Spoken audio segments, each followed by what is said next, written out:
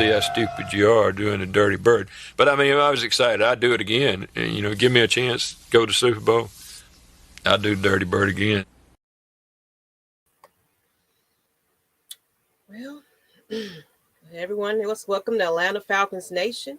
This is the Atlanta Falcons Nation tribute to Dan Reeves.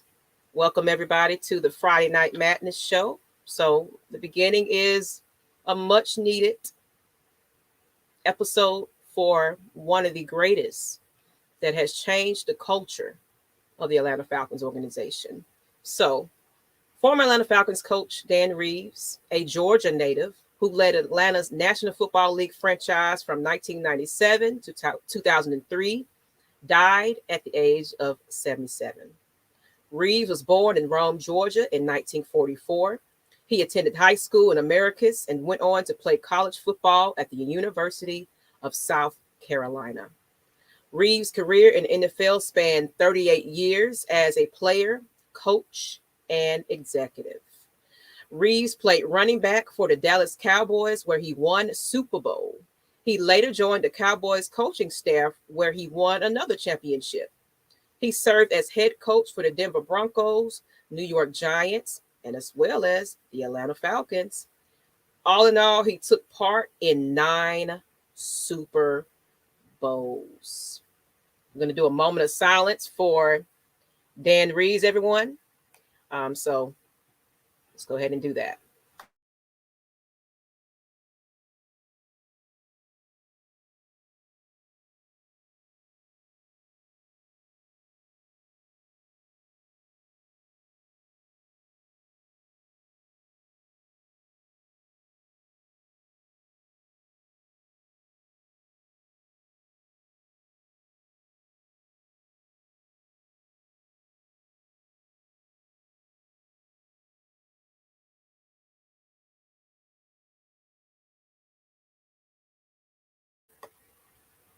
All right.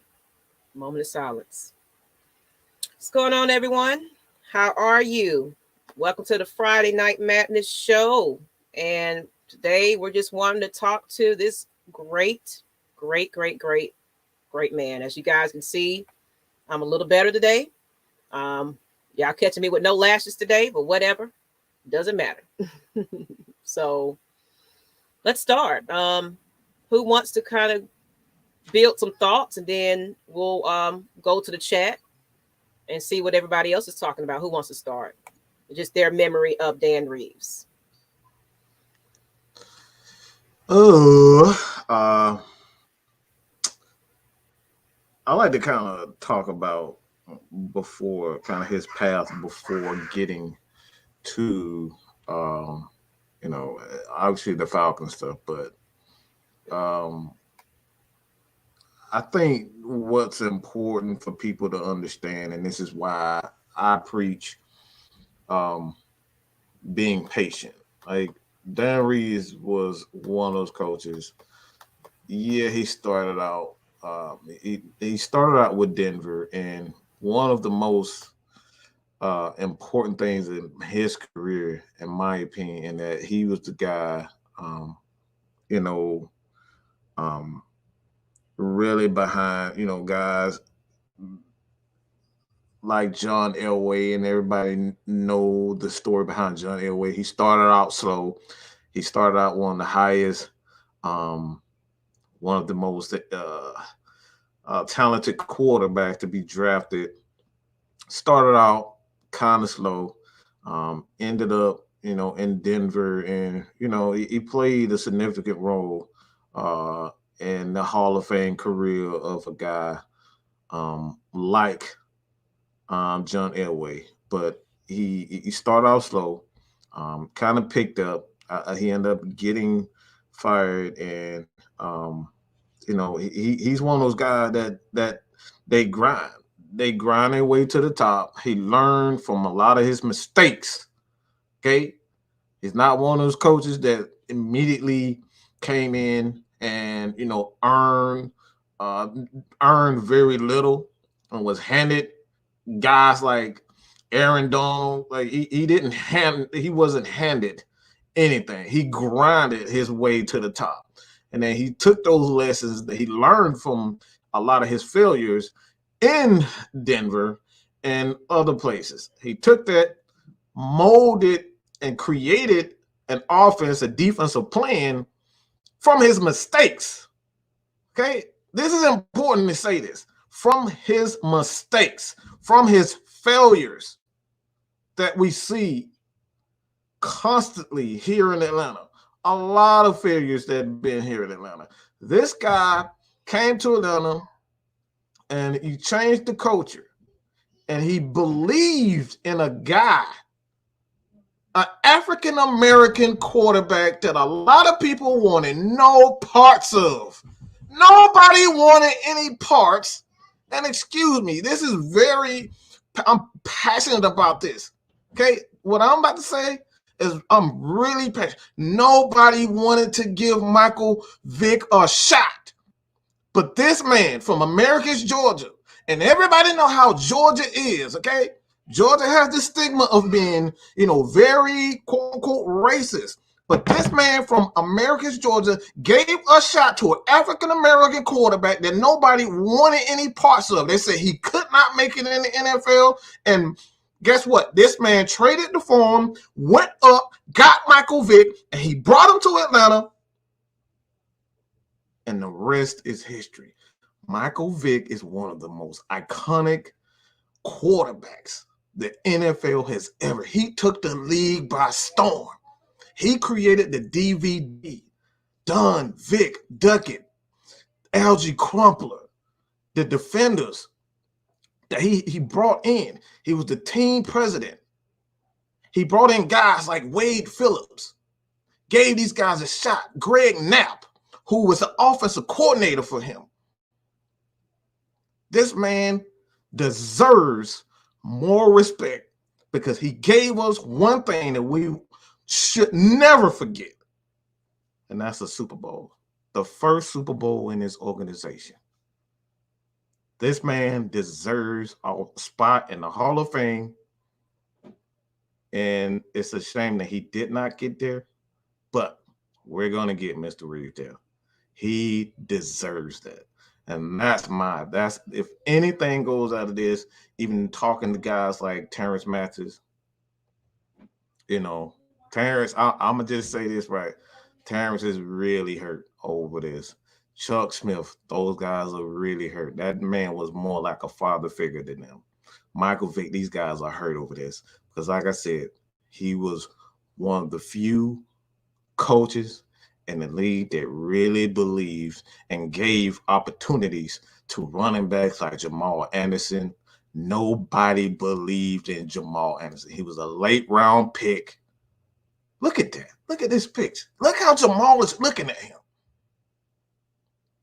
Nobody believed in Jamal, but he took that inspiration. He took that faith in what a guy who played running back himself. He knew that Jamal would be a great running back. He took that and he molded this young fella. And he became one when he had his shot and Dan Reeves gave him his shot. He took it and he rushed for almost, 1,700 yards in a season, 1,800, excuse me. All because Mr. Reeves believed in him. Terrence Mathis, another guy that nobody believed in him. He left New England New York as a free agent. And Mr. Reeves gave him a shot and became the all-time reception leader here in Atlanta. All because of Dan Reeves. That's my tribute, and that's right there. None of this stuff is scripted. This is from the heart. As a kid who grew up and watched the Dirty Birds, that's what I remember.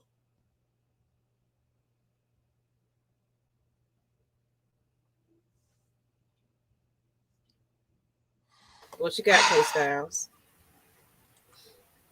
Because I'm feeling it too. Yeah, I'm kind of. This kind of hits me. This one hurts because, like you said, especially coming from me.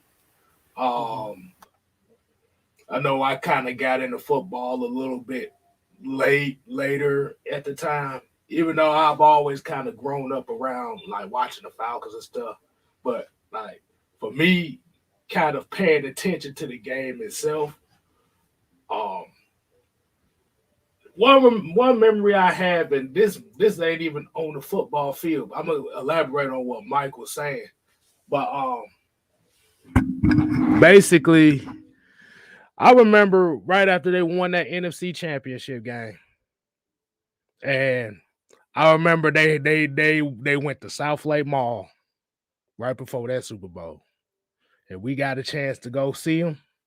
See the team, and you could feel the family environment. You could feel the coaches.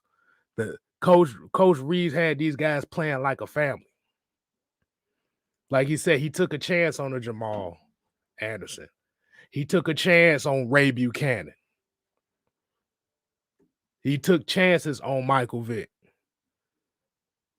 Like this guy, this guy was he was one of those coaches that you knew. And we had the interview before where he talked about Keenan Forney and Chris Drafford. He was talking about when he walked in there, he demanded respect. And you saw, and like I said, you saw it. You saw it as soon as you saw it. This guy was one of the guys responsible for the Hall of Fame career of Shannon Sharpe.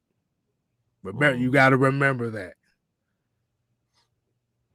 So this guy, he had an eye for talent, even though it might have been hidden in the dirt. He knew how to dig it out. He knew how to dig out the best that you could. And like I said, he was Atlanta for a while. Like he was in Atlanta when he actually passed away. Mm-hmm. It's almost kind of like a poetic end to a legendary coach. Oh yeah. Like you said, he made his name in Denver. Like you said, the first Super Bowl appearance in this franchise history was under this guy. In a season that nobody thought we was even gonna make it that far. Hell, we didn't even know they was gonna make it that far. Hell, we didn't know they was only gonna lose 2 games that year. Right. But like I said, what you saw the dogs, you saw the fight, you saw the players out there playing their asses off.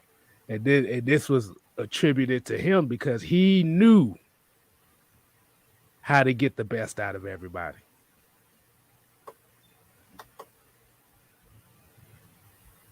It's crazy, man. It's like you said, we losing a lot of people, but as a Falcon fan, I think this one hurts a lot. It hurts a lot because hell, even he was one of the brains behind Georgia State having a football team. So like I said, he knew how to find gems out of the dirt. And Shannon, one thing Shannon said that stuck with me is that we don't see a lot of is, coaches where he said on his show, he was like, he was on the brink of being cut. He had been cut for the team.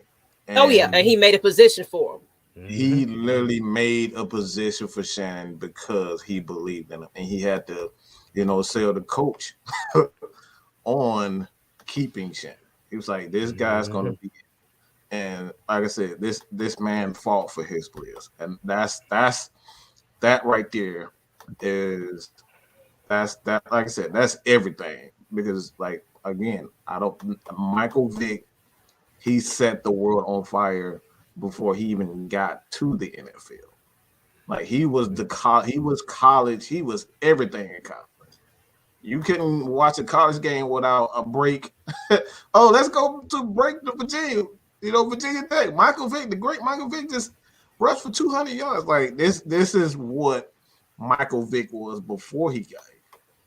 And the question was almost like Lamar Jackson, where people were questioning whether or not he can be a quarterback. So he was on a lot of scrutiny from his peers to like, this guy's not going to be in. This is why San Diego didn't want to take him, because they were questioning whether or not he was going to be a good quarterback. Michael Vick, I would say this about Michael Vick, and I can honestly say this now, is because he knew that this man was not BSing him. You could look at the picture where you guys can see the picture. I don't know if we got the picture, but the picture of him looking in Michael Vick's eyes. Oh, I didn't put that in that one. I didn't put that one up. That picture is everything. That's how you get players behind you. That's how you get people behind you. Sincerity, honesty. Mm-hmm. The look that Jamal. Terrence Mathis sent us a picture today, and the look that he had. Yeah. I can put that back up. The look that he had, he looked at those guys like they were his babies. You know what I'm saying? Yeah. Mm-hmm. They were his babies. And he said this made him tear up when somebody sent that to him today. Mm-hmm. Like a loving father. Yeah. A loving embrace. Mm-hmm. Look at that. It's nothing fake about that. We live in a time where people are making hundreds of millions of dollars to play a game. But this right here, this is what coaching is about. And I want to add, to it, for one thing, like K Styles and Matt Mike said, yes, I watched the Falcons all my life with my father, but it was around this time when I really understood the game of football. Mm-hmm. Back then, you already knew that the Falcons wasn't even on TV. Mm-hmm. It was all about the Cowboys. So I was seeing more other teams versus the Falcons. Let's get real. Mm-hmm.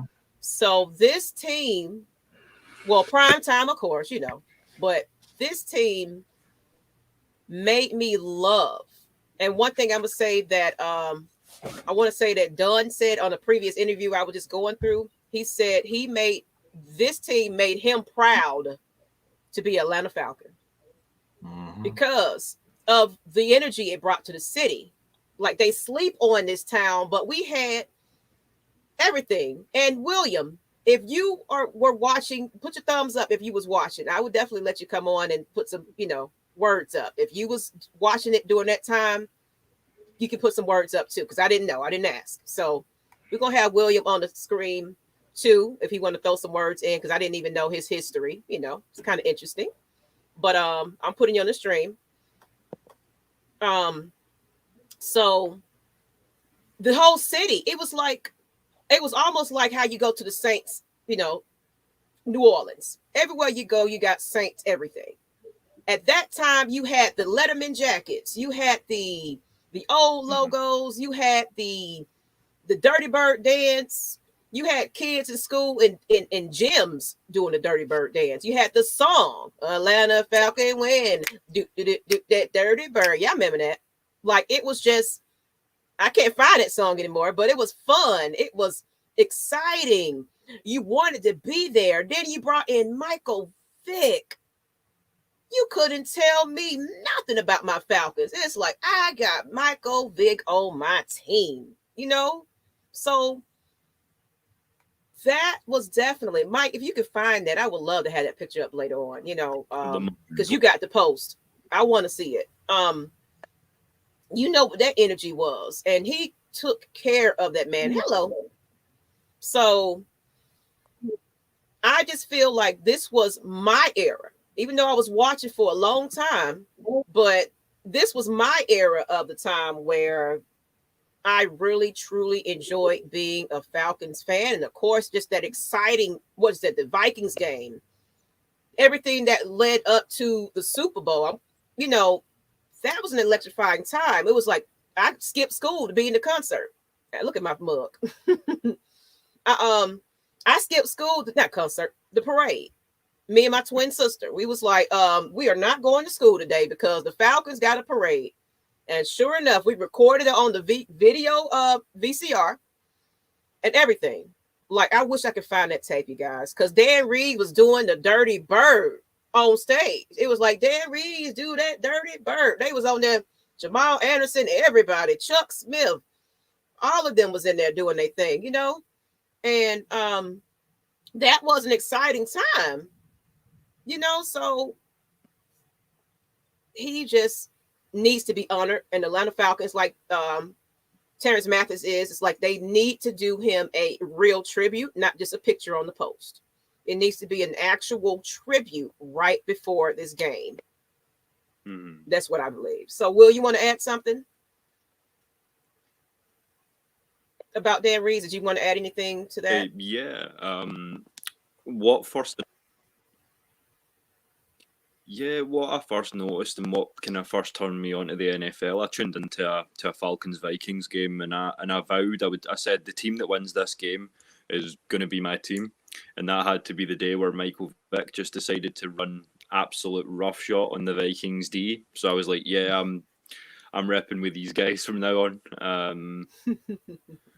My memories of Dan were toward the end of his career, but I mean, the credentials speak for themselves. I mean, 9 visits to the Super Bowl, 4 different teams, the amount of Hall of Famers that he brought along. It's a no-brainer that this man has to be in the Hall of Fame. We need to put more respect on his name, in my opinion.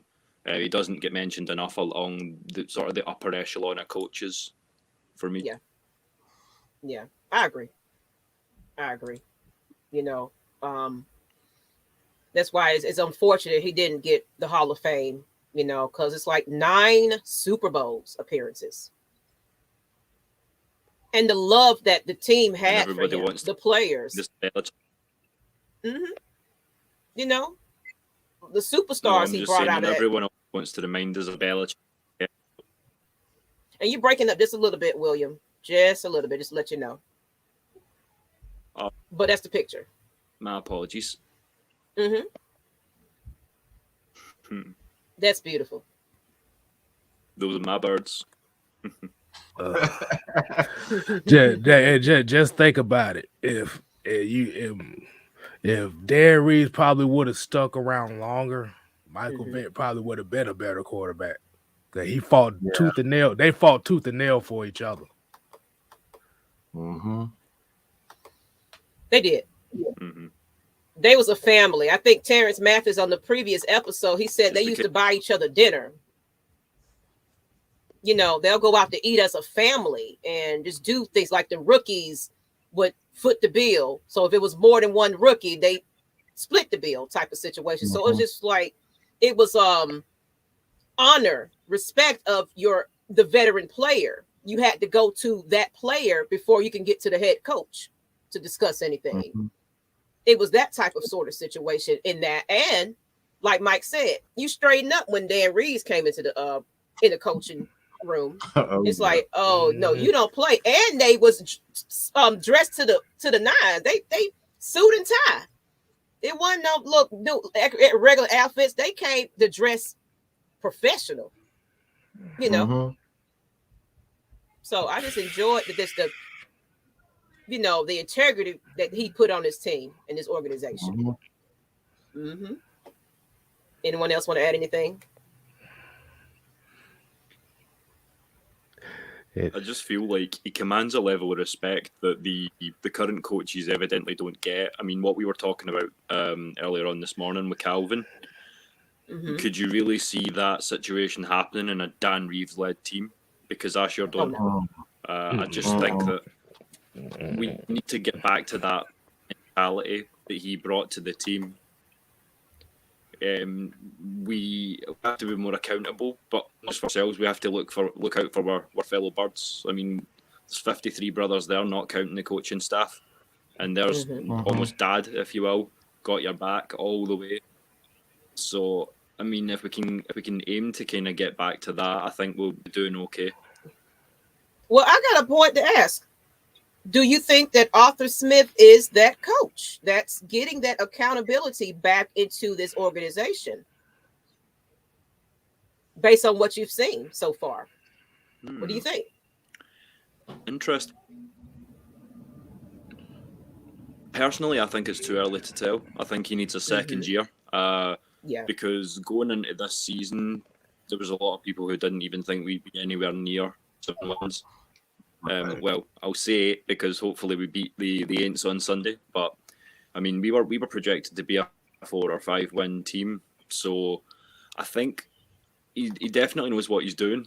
It's just we've been in a bad situation for quite a few years now. So it's going to be more than a 1 year fix, for sure. But I think we need to give him the opportunity. I think he's at least earned another season in my book. I mean, I feel like to that answer, the question is like, I felt that you could see it a little bit though. It was basically everyone was starting to step up and prove themselves, so that accountability is starting to reflect. But yeah, it is way too early for that, to determine that. But it's like, I did see a difference in the attitude of these players. It wasn't that babysitting, crybaby, oh, let me get my way type of attitude. It was like, I got to prove myself right about now because he's going to sit me down.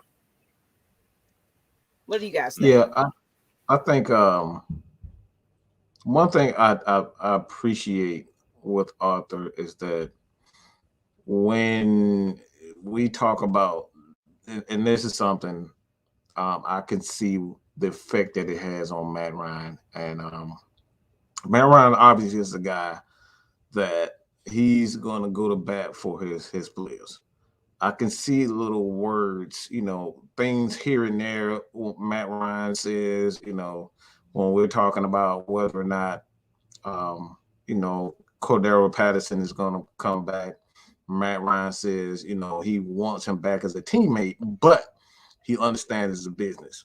So he's not going to bat for players because now they understand that you have to work for your spot. And even if you don't come back, you know what I'm saying? Like, even if you want him back, there's a possibility that he's not going to come back and he's not going to back for guys again. So I think we kind of lost that sense of hard work. Players just look, they've been paid. Look, I'm gonna just start beating around the bush. Okay, players are just spoiled as hell these days. Okay, they're spoiled freaking rotten. You make $100 million for sitting on your behind these days. Okay, you can just run a 4.4. I don't have to practice. I don't have to work hard. I don't have to do this and I don't have to do that. My agent will do it. My publicist will do it. These guys are spoiled freaking rotten. They can act like absolute babies and cry on the field, throw their helmet, take their shirt off and throw it in the stands and do this and do that. And you still get a paycheck. Why? Because you're bigger than life. He sells tickets. He does this. He does that. We need to get back to, look, this is about the team. If you are on board with the team and our philosophy, then you're going nowhere. You can go bye-bye. And that's one thing I'll always say, even though they have a long history of cheating, I can respect for Bill Belichick. You're never bigger than a team. Tom Brady thought he was bigger than a team, and he would just get his way in New England. And Bill said, hell no, we'll do it without you. We can move on. You're not bigger than a team. This is a team. We're going to build a proper way. And that's something that I feel as though Arthur is setting a standard. This is why Julio, let's just be honest, stop beating around the bush. This is why Julio left. This is why Calvin is in his feelings, okay? This is why he's in his feelings. It's no other reason. We can sit up here and say, his mental health, and I'm very empathetic as far as the mental health issues. Yeah, I'm Mad Mike. Okay, I'm Mad Mike. Everybody think I'm crazy anyway. So trust me, I've had my share of breakdowns too. Okay, so I'm very empathetic as far as that is concerned. But at the end of the day, no player should be above the team. That's something I always respect out of Bill Belichick. That's what I always respect out of Matt Ryan, and that's why I'll always go to bat for him, because even though he has one of the best games, his team play like absolute crap, he still goes and say, man, I could, if I could have did this, if I could have done this, we would have won the game. He takes all the blame. That right there is a leader, and that's what players should be doing. That's what we need more from our players, instead of saying, "Oh man, I'm Julio Jones. Look at my ring. Look at the chain with the jet. Come on, man, get out of here with that mess, man." I want to get to this. And I want to get to this comment because he just put so much effort into this one about Dan Reeves. He said Dan Reeves was the first coach that the Falcons ever hired where I actually felt someone with a good professional background, and he said that in bold, had come to help. He'll be missed by many. Rest in peace, Coach Reeves. Well said, Ghost Peppers. Well said. Absolutely. But as far as the question that you had asked, My bad. I'm about to say, as far as the question that you had asked, Maggie, my bad. I didn't know what was going on. But yeah, can Arthur Smith be like Dan Reeves as far as accountability? Yes, you see it on the field. Like you did. You took, and we said it earlier, when you took a team of misfits. Let's just be, the Falcons are misfits this year. Yeah. And did more with them than what the previous regime did with the team the last 3 or 4 years. And like you said, all that comes down as accountability. I mean, you don't hear Arthur Smith in the press conferences talking about, we were pissed off, and we're gonna come in pissed off next week, and then you see the same damn result. We don't see that. Like even with him handling the Calvin Ridley thing, he'll tell you like it's the he give the same answer about that. He's worried about the 53-man roster. Them the only guys he's worried about. He's worried about getting them guys better. Mm-hmm. So yes, he definitely got a change. In terms of when you are mentioning that whole kind of diva attitude, it just kind of throws me back to it was an old Dallas Cowboys video I was watching of Michael Irvin, and he makes this ridiculous one-handed catch and goes over to his head coach, who basically tells him, "Yeah, don't be pretty, be good. We don't want your diva attitude. We don't want you to try and be Superman. We just want you to pull on that red and black jersey and go to work. Do your job. If 53 guys do their job, we're winning the game." Absolutely. And then that's what Arthur Smith is bringing back. It's like, I don't care all that, I don't care who's a superstar or whatever y'all trying to make it. Everybody has a job, and everybody's going to do that job. You're not going to sit on the sideline because you just don't feel like practicing today. You coming in and you going to practice. Bottom line. So what I liked about what Arthur Smith said in his first meeting is like, I'm not worried about somebody that's not on the field. So next question, please. So he meant business from the beginning. So I feel like the more we get those players that he want, we're going to see a lot more of that in the next season. So I'm actually can't wait to see what this offseason. I'm excited about the offseason at this point. I can't wait to see what we're going to get. Yeah, I'm looking forward to chatting draft with all. I think that's going to be a lot of fun because there's a lot of different ways we could go. Edge, offensive line, receiver. There's a few places we could bolster up. So be a few interesting chats coming down the line. Yeah, and we did last season. We did a whole 3 days of just full draft show. I don't know what we're gonna do this year. I don't know if we're gonna end up doing that again. I think we were saying we're gonna do shifts, but we sat through the entire first 2 rounds and a little bit of the third. I think wasn't it the third too?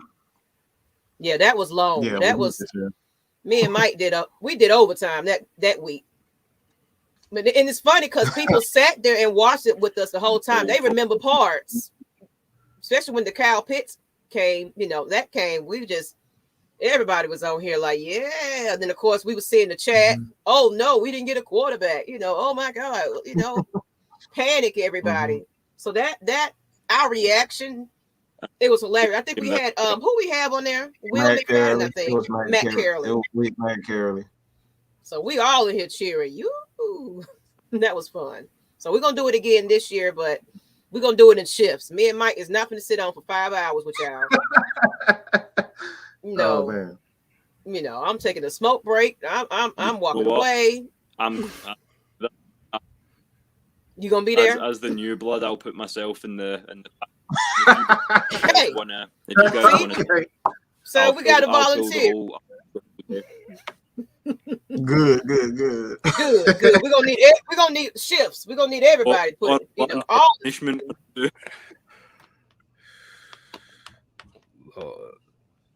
But guys, I'm not really feeling all that great. As you can see, no makeup. I don't do no makeup. I do a couple of lashes, whatever. But I'm draining. So I just wanted to do that tribute. I appreciate you guys letting me hang on with you guys. I appreciate you guys tuning in to me this morning. That was an impromptu thing because I had the energy, but I'm starting to feel that fatigue again. So I would love to hang with you guys, but I'm gonna go ahead and bounce off. Okay, y'all be safe. If you got COVID, plenty of Gatorade, people, because this is what I'm surviving off of. So I appreciate everybody. I was like, I'm gonna do this regardless of how I feel. I just really wanted to do a tribute with Dan Reeves, so. Rest in peace to him, you guys, and appreciate you guys. Okay, I'm out. All right, get better. Peace. All right, ladies and gentlemen. Before we anything else, I want. What's up? What's up? You kind of break it up. I just wanted to thank you all again for having me. No problem. Oh, shoot. Hey, man, we always open. I just wanted to thank you. Definitely. But, so, hey, like I said. How are you guys feeling about Sunday then? You think we can win this? Of course. Woo. Of course. I think we can win it. I think we can win Sunday. I mean, like I said, any game is winnable. It just, like you said, now you got nothing to lose, so you ain't got no choice if you got pride on the line. You got pride on the line, you ain't got no choice. But you think you confident in the game? Yeah, no. I think it depends if you want to rest Kyle or not. Obviously, he's still struggling a little bit, so it depends how limited he is tomorrow at practice. As to how effective he's going to be, but you take into account if we can contain well enough, and we can stop those little quarterback draws that Taysom loves to run so much. I think we can beat this team for sure. I like. Yeah, we also need our tackles to step up. Yeah, we got the guest. He always points that out. Tackling the tackling issues is something we always focus on. Oh yeah. I do. I think they can definitely win. Obviously, it really rests on the shoulders of Kyle Pitts. If he can play, we definitely have a shot.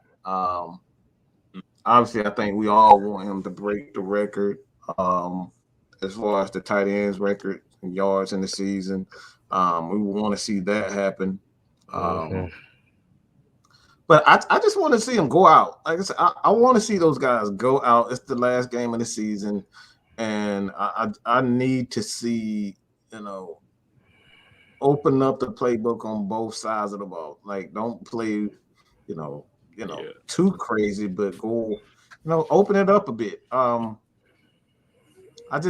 need to see more. You know what I'm saying? What could potentially be if we had those players? Even if if you don't have the players, I need to see what you could potentially do on both sides of the ball.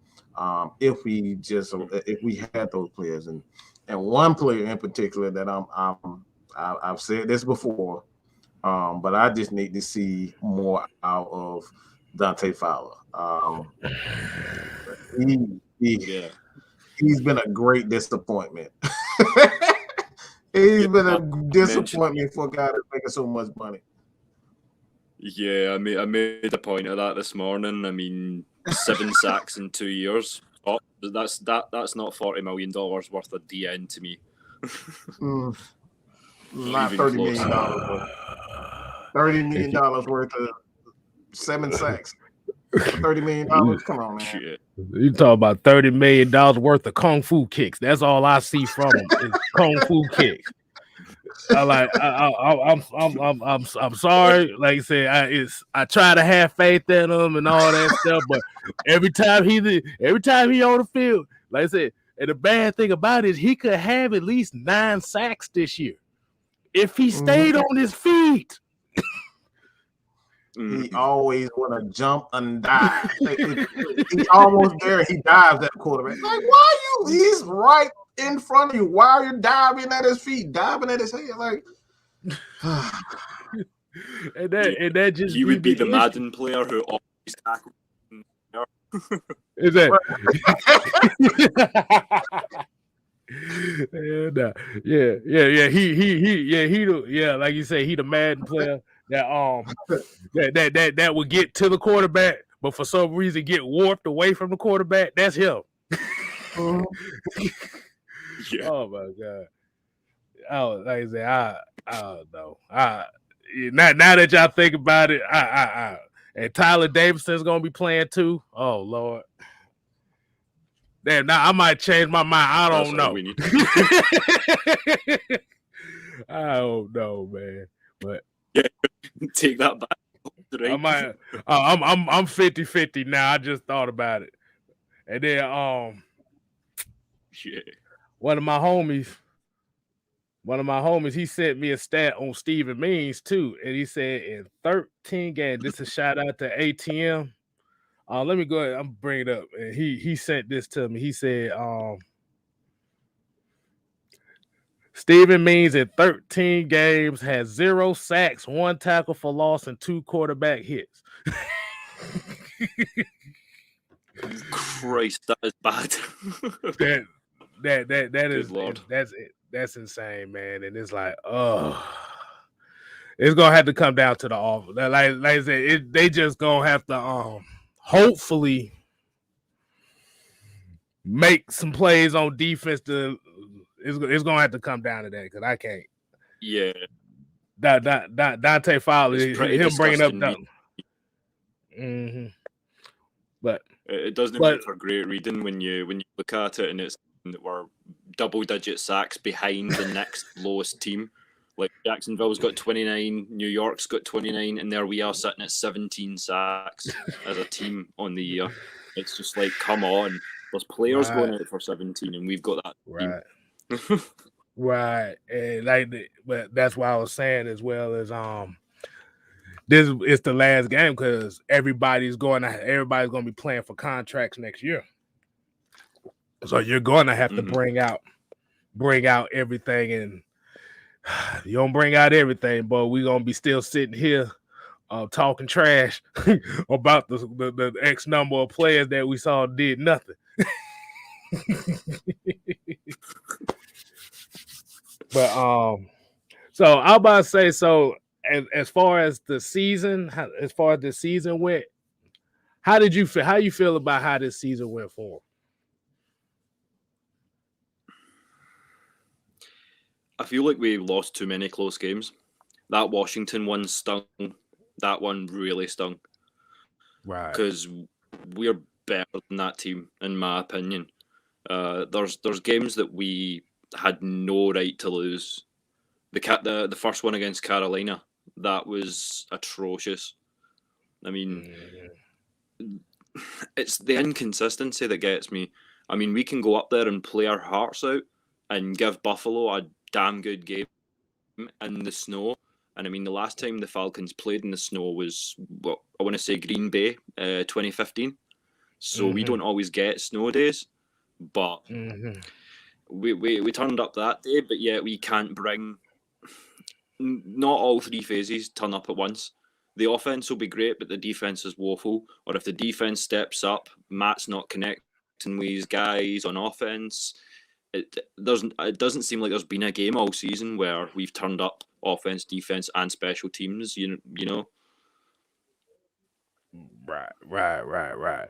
Yeah.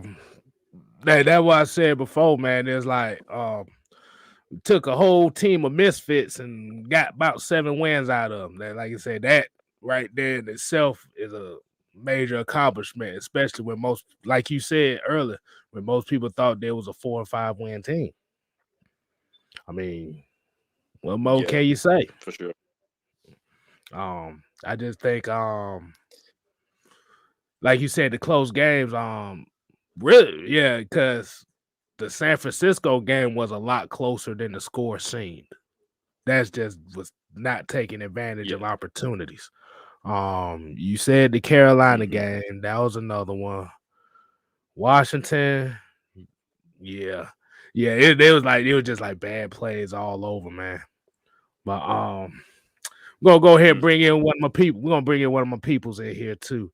Money Man, you in here? What's going on? What's going on, everybody? What's up, Atlanta Falcons Nation? What's going on? It's all about the money. money. What's going on? Well, all right, man. What you got? What you got on? How'd you feel about Dan Reeves? How'd you feel about that? With Dan Reeves, during his era, I was a baby. I was 3 years old. Oh, okay. I was born in 91, so I don't too much remember him or whatever. So, but I remember, I think some of his guys was with, you remember the kickoff return of Rossum and all that, and Warren Dunn. I remember Algie Crumpley. I remember them. That's as far as I can remember. That's what with the squad with Michael Vick. Yeah. Like I said, because you did remember that season as far as that one Michael Vick season. And what was your thoughts on that season as far as how Dan Reeves coached this team? If that's the season you remember. See, back then, that's the season I remember. So back then, I was a little boy, so I'm still learning football, just getting into playing the little league pop water. So I was still understanding it. But when you go back and look at film on YouTube from those days, like we really was balling back then. Like we really was balling. Because I think one of the years, I think he went to a Super Bowl. We went to a Super Bowl in what, 91? 98. 98. Okay. 98, yeah. But yeah, that was a little early. I was what about 2 years old, 1 or 2 years old, 3 years old. Man, you're young. Exactly. Well, I'm feeling all older and shit now because I was like, damn. But yeah, man, it was some fun times, man, and it was just unfortunate that the year Michael Vick got hurt and him trying to get back, and he just eventually he was not the coach here no more after the 03 season. Yeah, after the 03 season, he was not the coach here no more, and we unfortunately had Jim Moore Jr. who didn't show the same accountability as Dan Reeves did, and you saw it on the field. But Mike, you want to go ahead and get into what the main thing we want to get into tonight is? Oh, You want to go ahead and get into it? brother. Let's get Look it, at here, brother. brother. We're gonna go ahead and do it like this. Calvin Ridley. Oh, Woo, Calvin boy. Ridley. Lord The have mercy. nitty gritty. Let's get to We the gonna nitty gritty. we about to really get into this. We kind of got into it a little bit yesterday. Let's really get into it. Okay, so a lot of people already know this is one of the main trending things going on right now. Calvin Ridley putting up the Snapchat of his stats. I sent the picture. I forgot the picture. Brian Federer tweeted back like, "What the hell is he? What the hell are we supposed to do with this?" Yeah, man. So I'm about to say, Go ahead. what? Okay, so Set my it up, thing is with how this went.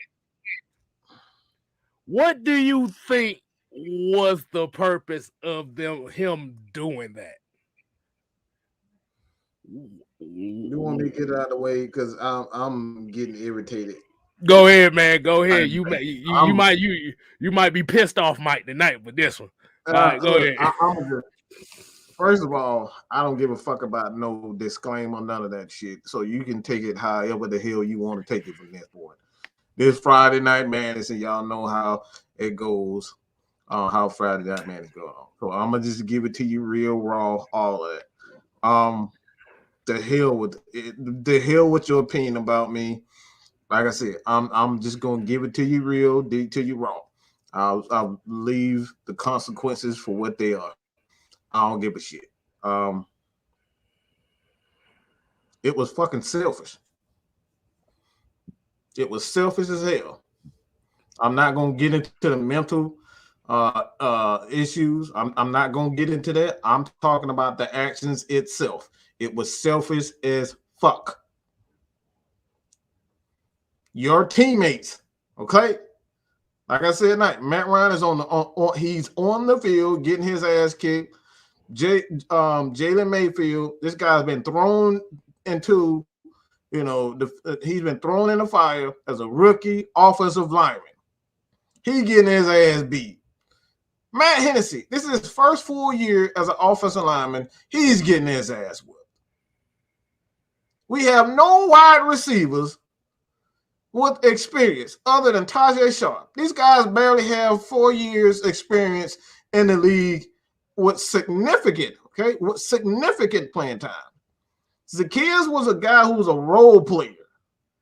Again, yeah, he's been in the league, 2-3 years, but he hasn't had significant playing time. So if you left these guys on this team thinking, oh, Calvin Ridley's going to be the star. Okay, I know he's going to be there. This is my guy. He'll never leave us. Only say he's gone. Mental issues. Okay, that's fine. Now, we're going to address the elephant in the room. Whether he was at the Alabama game or not, I heard several people that come out and said, yeah, they saw him there. Okay, let's just keep that.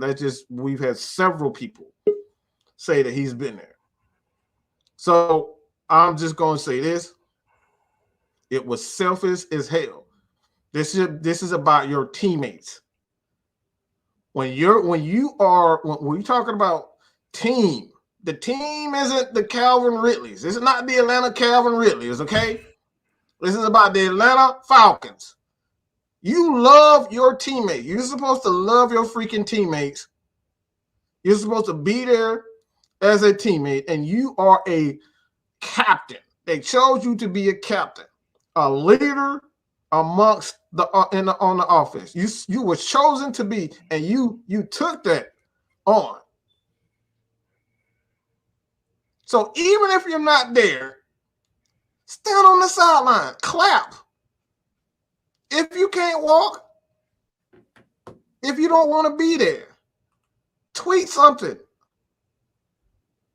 Your fans, they believe in you. They love you. Little kids, look, my nephew, there's a lot of kids out here, they idolize and they want a Calvin Ridley jersey. You know how many people that spent so much money their hard-earned money just to get a Calvin Ridley jersey, and then the next thing they know, they see Calvin Ridley. Nope, Calvin Ridley, he's not there. He wants to tweet a picture of his fucking stats. Not everybody, not. He's not tweeting or whatever the hell you call Snapchat. I don't know what the hell you call Snapchat, taking snaps. I don't fucking know. Whatever the fuck it is, it was a picture on there. It's a damn picture. That's who the hell? I said, who the hell even on Snapchat? Who the fuck is on Snapchat? You know what? And Mike, you just brought up a good point. You just brought up something I just thought about. Maybe the reason why he put it on Snapchat is because if you put a picture up, it only lasts a certain amount of time. Yeah, it's only 24 hours. And he didn't think nobody was gonna catch on. Somebody caught that. Somebody caught it. So, like I said before, I don't give a damn about none of that mental issue. Look, we're talking about his actions. About his actions. Because when we talk about mental health leaves a trail. It used patterns. Anybody who's had any type of mental issue, they've had some sort of breakdown, whether they're not eating, they're not talking, they're not leaving their job, they don't want to be around their friends. It's something. Patterns. This guy wasn't arrested. He didn't beat up a woman. He didn't get beat up. He didn't run from the police. He didn't get caught with a pound of weed in his back of his car. It was none of that shit. He's been a perfect goddamn angel. He's been a perfect fucking angel, okay? And like I said, excuse my damn language. He's been a perfect fucking angel, and we're supposed to believe I have mental issues. I'm telling you right now, I've had breakdowns, and I was far from a perfect angel, okay? Yeah, boy, man, Mike was perfect, far from perfect when I had my issues. So at the end of the day, we have his actions to speak. He didn't praise Matt Ryan for hanging there, buddy. We're gonna do it next time. No, he didn't do that. He posted a goddamn picture of me. Look at me, Calvin Ridley. Look at my stats. It was him. He posted a picture of his damn self. He posted a picture of him, not the team stats, not Matt Ryan's stats, not someone else. He didn't post a picture of the team was 8-9 or 7-9 or whatever the hell we are right now. He didn't do that for the team. He posted pictures of him. You. Okay? That's what he did. He did that. Of him. So all of these people, please, if you want to come for me, I'm ready for it. But at the end of the day, Calvin Ridley chose what he wanted to do for his goddamn self. It's him. He focused on him, and that's why I have the damn problem at. Not the team. He wanted the focus to be on him. Not the team. And that's all I got to say about that. Yeah, man. Okay. Be honest with you, I feel like he took like Mike, I ain't gonna say like Mike said, like I've been thinking, he literally took a dig at the whole team by doing that. Like most people might not think, okay, he took a picture of his stats. Okay, we see the career, But think about the year the Falcons are having at the as a receiving core in itself.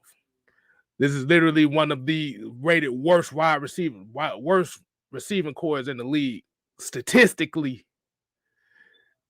and visually.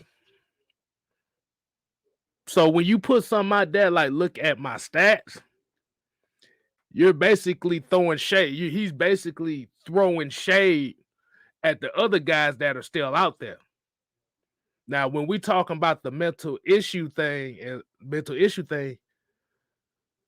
you got a guy on the team that's an advocate for mental wealth mental health awareness in Hayden Hurst that you could talk to. But he chose not to.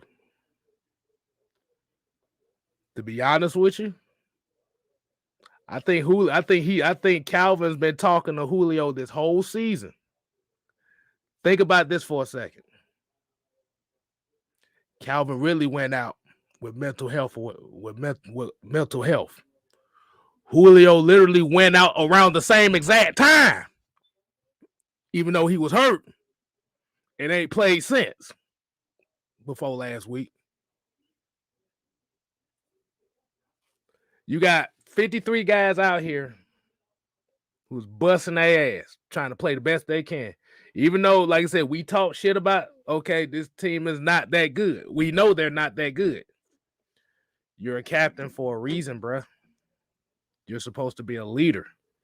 And the reason why we're coming at it like this is because if we find out that this fool used the excuse of mental health as an excuse to wanting to get out of Atlanta, you can forget about trading him for anything higher than a 4th round pick because that looks bad in locker rooms. I know y'all don't want. I know y'all thinking 1st round, 2nd round pick, but stuff comes out, and if he used this as an excuse to get out of Atlanta because his homeboy ain't here, ooh, it don't look good for him. It don't look good for us. We literally lost 2 of our best receivers literally in the same year. Think about that. All right. Let's see. Gonna bring on. We got some folks in here. Hey, I want to touch up on that too, Styles. Go ahead. What you got for us? All right. You remember the first time when Calvin really went out, right? Mm-hmm. Same exact thing what you just said. I said it. And you remember you and Mike, y'all laughed at me. You remember that? Y'all laughed at me. I said Julio in that man ear. I said I want to be surprised if they get him if Tennessee trying to buy out his contract next year so he could be back with Julio. Oh yeah. Because like you got to realize when that man came to Atlanta, Julio embraced that man. So his whole career he been playing under Julio, and now Julio is being snatched away from you. You gonna feel like nothing no more, right? You gonna feel like your dog, your best friend just died, right? Mm-hmm. That's how he felt, and he felt like he couldn't do it no longer. He couldn't do it no more without Julio, and it got him mentally, and he did that to get out of Atlanta.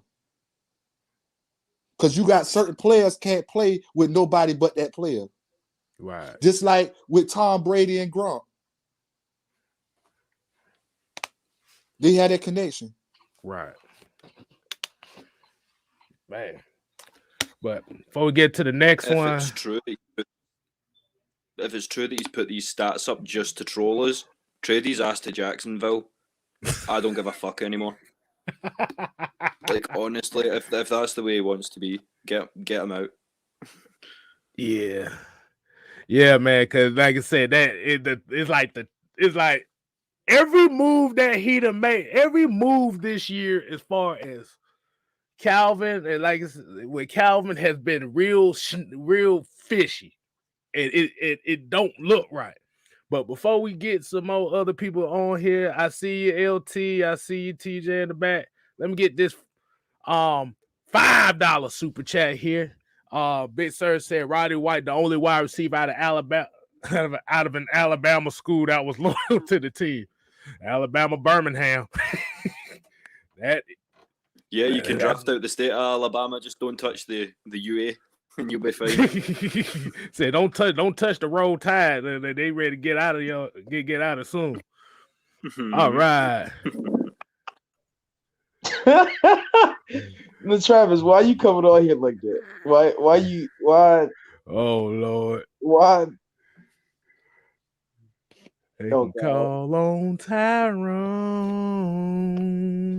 Hey. How y'all doing tonight? What's going on, man? What's going on, Not man? too What's up, bad. How you LT? doing, brother? LT, I think you muted. Yeah, I'm sorry. I'm my bad. I'm my bad. But I just want to do. I just want to come out and say that mm, I'm sorry, people. Y'all gonna hate these languages that's going to come out. But that boy played pussy again. 2-1 played pussy this year. Oh, Why in the blue fuck? We don't hear nothing for you for 2 months, 2 whole damn months, and all of a sudden you posting you on Snapchat. Look at my stats. But what damn stats? Where you been at? I said this. I was talking about this earlier. So he doesn't use Twitter. He doesn't use Instagram. He's usually on Snapchat. So that's how I kind of sort of keep up with Calvin. So this summer, Calvin Ridley went on a vacation with a couple of guys, and Julio was what I think. I don't know, somebody sponsored the vacation. They was in this big hotel in Vegas, and they were partying and gambling, all of that. And he had it all on Snapchat. All season he was posting up. Y'all know he's a car head. So all the cars he got, he's posting them, all his cars, all them big cars and all this. And then out of nowhere, we get to the season, he was posting like, practice pictures, and he just stopped posting. So you've gone off of all your social media for 2 months, and literally you just popped up and was like, all right, let me just post these stats real quick. That's something Antonio Brown would do. That's really something Antonio Brown would do. Like you're pulling how people call wide receivers demons, and this is just showing you like y'all proving them right. There's only a certain few wide receivers that are actually like that don't think that like because okay, you're a wide receiver, you're an athlete. You don't probably play quarterback before you done play running back. When you a wide receiver, you probably done play by every position. But they chose you to put you outside because you was fast, you can catch the ball. That's why you don't play DB because you can catch. DBs can't catch. But you get into this point that you don't get on social media and just randomly post your stats and don't say nothing about the team. You didn't say nothing about the team, nothing about what I do for this team, blah blah blah. I could have seen if you would have came out and been like, oh, just on like some wild stuff and like, hey, I did this for this team, they need me, blah blah blah. I'd be like, okay, you just out here talking shit. But you're not even out here talking your shit. You out here just posting stats. Like, didn't even put the team on the stats. Just put yardage and touchdowns. Like, you don't make sense. It really don't make sense. Nah, TJ. The issue that I had, we ain't heard from you for 2 months, but you said you left for mental health reasons. No update. That your first time on social media in 2 months is you talking about your stats. No update. Hey guys, I'm glad just checking in with y'all. Still going through some things, this, that, and the third, but I'm okay. Just give y'all an update. Go Atlanta, still a dirty bird for life, whatever. You ain't say none of that shit. The first thing you do, you post about your motherfucking stats. Like my boy said, send them to Jacksonville. If that's the case. Hey. Send them to Jacksonville. Yeah. Send them to You can't New deny, York. you can't take away from him. It's a real cute stat line, but instead of posting about your stats, why don't you, come back to fucking practice and, grab some more for us? If you're feeling well enough to be at Bama, to be online interacting with people, why can't you interact with your teammates and your coaches and your fans and let us know what the fuck is going on? I want to tell y'all something, man. This was posted in one of our chats, but somebody posted up a screenshot of their distant cousin that's cousins with really they close. Nah, the man said again he used mental health as a cop out, but the man was like he didn't want to be around football, this, that, and the third. So why in the hell you was in California at the Giants and Chargers game? Now for that, it's a 3-hour difference time zone. So when that game kick off for them, it's 1:00, but it's 4:00 for us. We were literally finishing up beating Carolina when that game kicked off. But you in Cali at a professional game, but not for your team. You in California. And then, then we see you at certain spots, and people saying they see you at certain spots, and you still ain't saying nothing about the team. And I don't take mental health as a joke. Like, that's something serious. We all take that real serious because everybody got their problems. Everybody got they whole thing that goes on with them. But to say, okay, I need a break from football, and then not even give no updates. We done went multiple weeks with Arthur Smith literally saying, I have nothing on Calvin Ridley. Multiple times with it. So there has to be either no contact. It has to be no contact for him to say there's nothing new. So that means you didn't communicate with the team. You didn't communicate with nobody on the team. Even if you would have told a player, like, hey, bro, I'm thinking about, like you said, Hayden Hurst has literally a mental health foundation. You got Dak Prescott, even in Dallas, that has a mental health foundation. So why not go to those guys and even be, these are your brothers, because everybody in the NFL is supposed to be brothers. These are your brothers. Why don't you sit down with them and these guys and have conversations with them? You have shown us that you've not shown us any type of thing that you're getting help. You haven't shown us anything that you're improving. And then to come out and just post your stats is just wild. Like, that was just the wildest thing you could have done. Oh boy, yeah. It just I think it's like it's in the. He felt he couldn't approach the whole team. He couldn't approach the whole team. Sorry, I went a little bit slang there. But if he felt he couldn't approach the whole team, why not go speak to your captain? I mean, Matt is that guy, and I have every. Wait a minute! Oh my God! You just said something. He would was really our captain this year? Yep, he was supposed to be one of the captains this year. Yeah, he was. It was 5 of them. We had 5 captains. He was one of them. Mm-hmm. Because remember when Arthur Smith first got hired, one of the first names he put as a guy that he was looking to step up was Calvin Ridley to step into that role. Y'all remember that press conference when he got on Calvin Ridley? Y'all remember that press conference? Anybody remember that press conference when he really went into him? Mm-hmm. And then the next week he didn't play. And then the next week he played in Miami. Then the next week he said he had mental health issues. Like, the man walked out on us with an hour before a game. Yeah. Come on, son. He walked out on us with an hour before a game. Practice all week. You part of the game plan. You walked out on us. Come on, dog. So basically, you have a man. I'm sorry. I'm just want to say this. You have a man on your team that if you go and watch, I don't know if you guys have watched Hayden Hurst story, but find it. Go look it up. This man literally played baseball since he was 18, was in the MLB, caught the yips, basically turned into a pill and alcoholic, and still is playing in the NFL right now. Almost killed himself. He admitted it multiple times. He felt like killing himself, and he just rejuvenated himself playing football. So you got a man on, and that's your teammate. Been your teammate for 2 years now, and you haven't even talked to him about nothing, really and truly. If I was Hayden Hurst, I'd fire on his ass. But y'all just said something that was very, Tina, you said something that was very interesting. You said the press conference where he went off on Calvin Ridley. Did criticism cause him? Because, like you said, let's look at the build up to that. Okay, you said the criticism from on Calvin Ridley. Okay, that was one. Kyle Pitts had 2 100-yard games. That's 2. Calvin really can't say he wasn't getting the ball thrown to him because in those 5 games, he had a total of 53 targets. How many catches? What was about like 36 or something like that? You sure it was that high? I thought it was like 28. Hold on. I know it was in the 30s. I know it was in the 30s. Hold on. Probably maybe 30. Hold on. My bad, y'all. I thought I would have all this stuff right I just here. want to shout out my boy Vlad in the comments. I just want to say what's up to Vlad in the comments.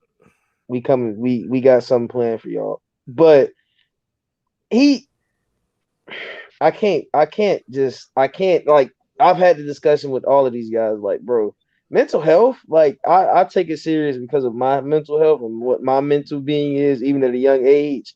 Like, even going through high school, you got mental health stuff. Like you got stuff like that goes on with you because it's not, I wouldn't even say bullying. It's just like you wanna, you see the popular kid, and if if you're flashed and amazed by that, you be like, oh, I want to be like them. And then like when you're not that and you're the one that, people don't really like or people don't talk to, then you might feel down on yourself. So I take mental health on a serious level because I've seen kids be cut up, arms cut up, legs cut up because they feel like they're not a part of something or they're not a part of being in that group that people like. I've seen people go through dark times. Everybody know that kid that walk around with the hoodie all day that you don't never talk to because he's supposed to be weird. I talk to those kids because they never really had no friends. Like you got to think from a certain age, they've never really had cool. Like they've never been the guy that everybody want to talk to. You have to talk to those guys, and for you to take this route and say my mental health is so bad that I couldn't perform on the field is a way of saying, and then you don't pop back up and don't say anything about, yeah, I'm getting therapy, I'm getting help. All you said when you left was my mental health is in the right state. I don't want to play no more. You didn't even say, well, I'm going to go get help.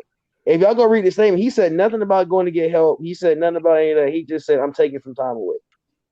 So what was your real process? Like if you look at all these keys, I had to go back and look at it. You go back and look at these keys. He been throwing little shots. He been throwing little stuff like, bro, he's not that, like he really has shown you his butt to kiss. Like he done pulled his hands all the way down to his ankles. They not even on his feet. He ain't got nothing on. He just bent right over and said, kiss it. Like, that's exactly what he's In doing. other words, he Vince McMahon, and we all a part of the Kiss My Ass Club, huh? Yeah, literally. Damn it, kiss my ass. Speaking myself, but yeah, I totally get what you're saying, brother. I mean, speaking myself as someone who plays football and who suffers from mental health issues, I don't care if I'm not in a fit state to compete. I'm still repping that sideline, and I'm sorry he left us hanging for the London game. Yes, sir. He didn't have to play if he didn't feel capable, but he should have been there with his brothers. Mm-hmm. Game, I know that game's important for y'all. Like y'all don't, especially as a Falcons fan in London, because we don't get games in London like that. So to be in London, and then you don't even get to see the star. You're supposed to be wide receiver one because he said he can't make it. It's just crazy. Mm-hmm. So from what all this sounds like to me is he thought he had the Julio treatment and found out real quick that shit wasn't gonna ride. Mm-hmm. And one of our guys I was just on the call with that discussed it. He was talking about Dan Quinn as a coach. He was like, Dan Quinn wasn't as bad as people made it seem like he was. It was like he was just like a lot of people didn't like him because he was loyal to Matt Ryan to a fault, and I was like, no, that man. The reason why he gonna always get flack from me because he let the inmates run the asylum, and that's exactly what Ridley was thinking. He think once he got past his rookie contract, he won't be in a position where he could be on the sideline at practice, not practicing. You know, you like how Julio was. You on the injury report, but you ain't even injured. You ride on the side by side or on a golf cart throughout the course of practice. You're not doing nothing, and he expected the same thing. But when then Arthur Smith got here, he let everybody know. No, everybody practice accountability. Mm-hmm. I put it like this. I told what I tell you. Mm-hmm. I was talking to Mike. I told Mike. I said, when you've been given the world since you were the age of 18, it's kind of hard. It's because, mind you, he was in the Alabama since the age, and he was one of the top rated wide receivers in the country, and he went to Alabama. And you know how them Alabama wide receivers get treated. If you know college football, you know how them Alabama wide receivers get treated. You know how that program is ran. You are a star. When you're a star at Alabama, you're the star. and he has been a star for at least since he was the age of 18, where he had a whole, like you a 5-star recruit, you in high school and a 5-star recruit. I've seen these guys. I went if you were a Clemson fan, I went to school with Zaire Cooper. Zaire Cooper was a senior the year I was my freshman year. He was my senior quarterback. Zaire Cooper was baby, bro. I watched that man get baby. But he would miss he wouldn't come to practice 30 minutes late, and coach wouldn't even say nothing. Like, it's stuff like that. Like, when you're the star and everybody knows you're a star, you're gonna get that treatment. Now, and when it's summer, like this is the thing what I say, like when it's summertime, if you don't show up, you get in trouble. You in trouble. It's the same thing with Calvin. You don't show up the OTA, it's the same thing with OTAs. You don't show the OTAs, you don't get paid. It's the same stuff like that. When you can take a hit like that when you making $5 million. Okay, you take $100,000 out of my check. That's cool. I still got a $3 million left, $4 million left. Like, it's stuff like that where you don't, if you're not held accountable, what Arthur Smith did when he came in was starting to hold these guys accountable, and that made them mad.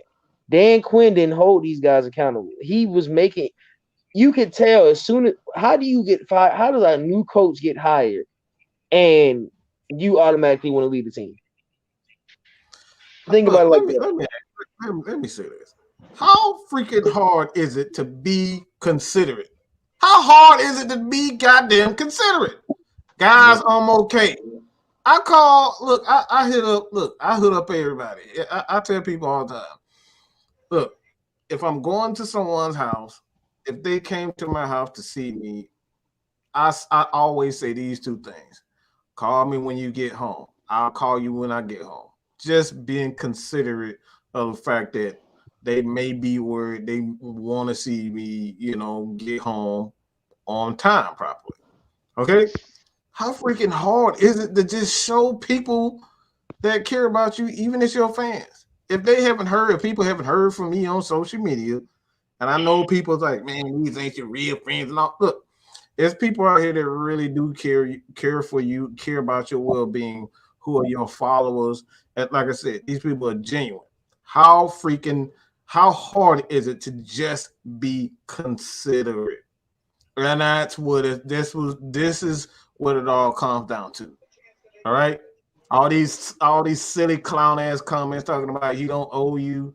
Look, he don't owe you anything. No, he doesn't owe you anything.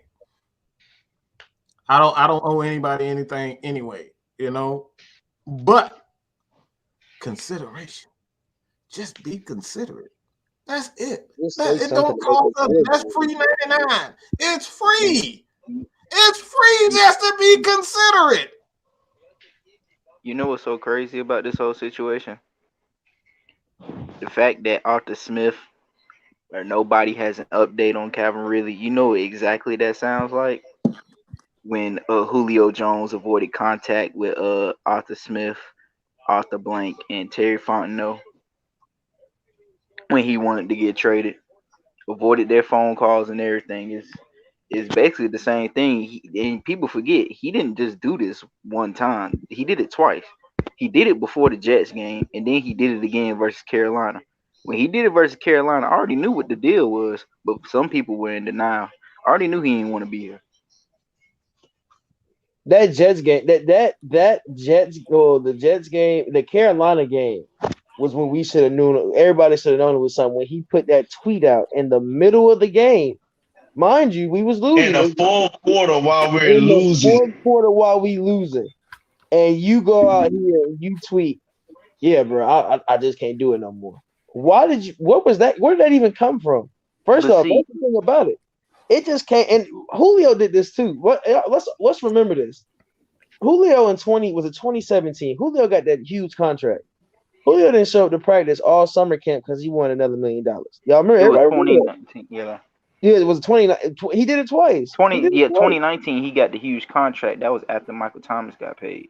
Yeah, because we redid his contract 2 years later after we paid him because he wanted more money.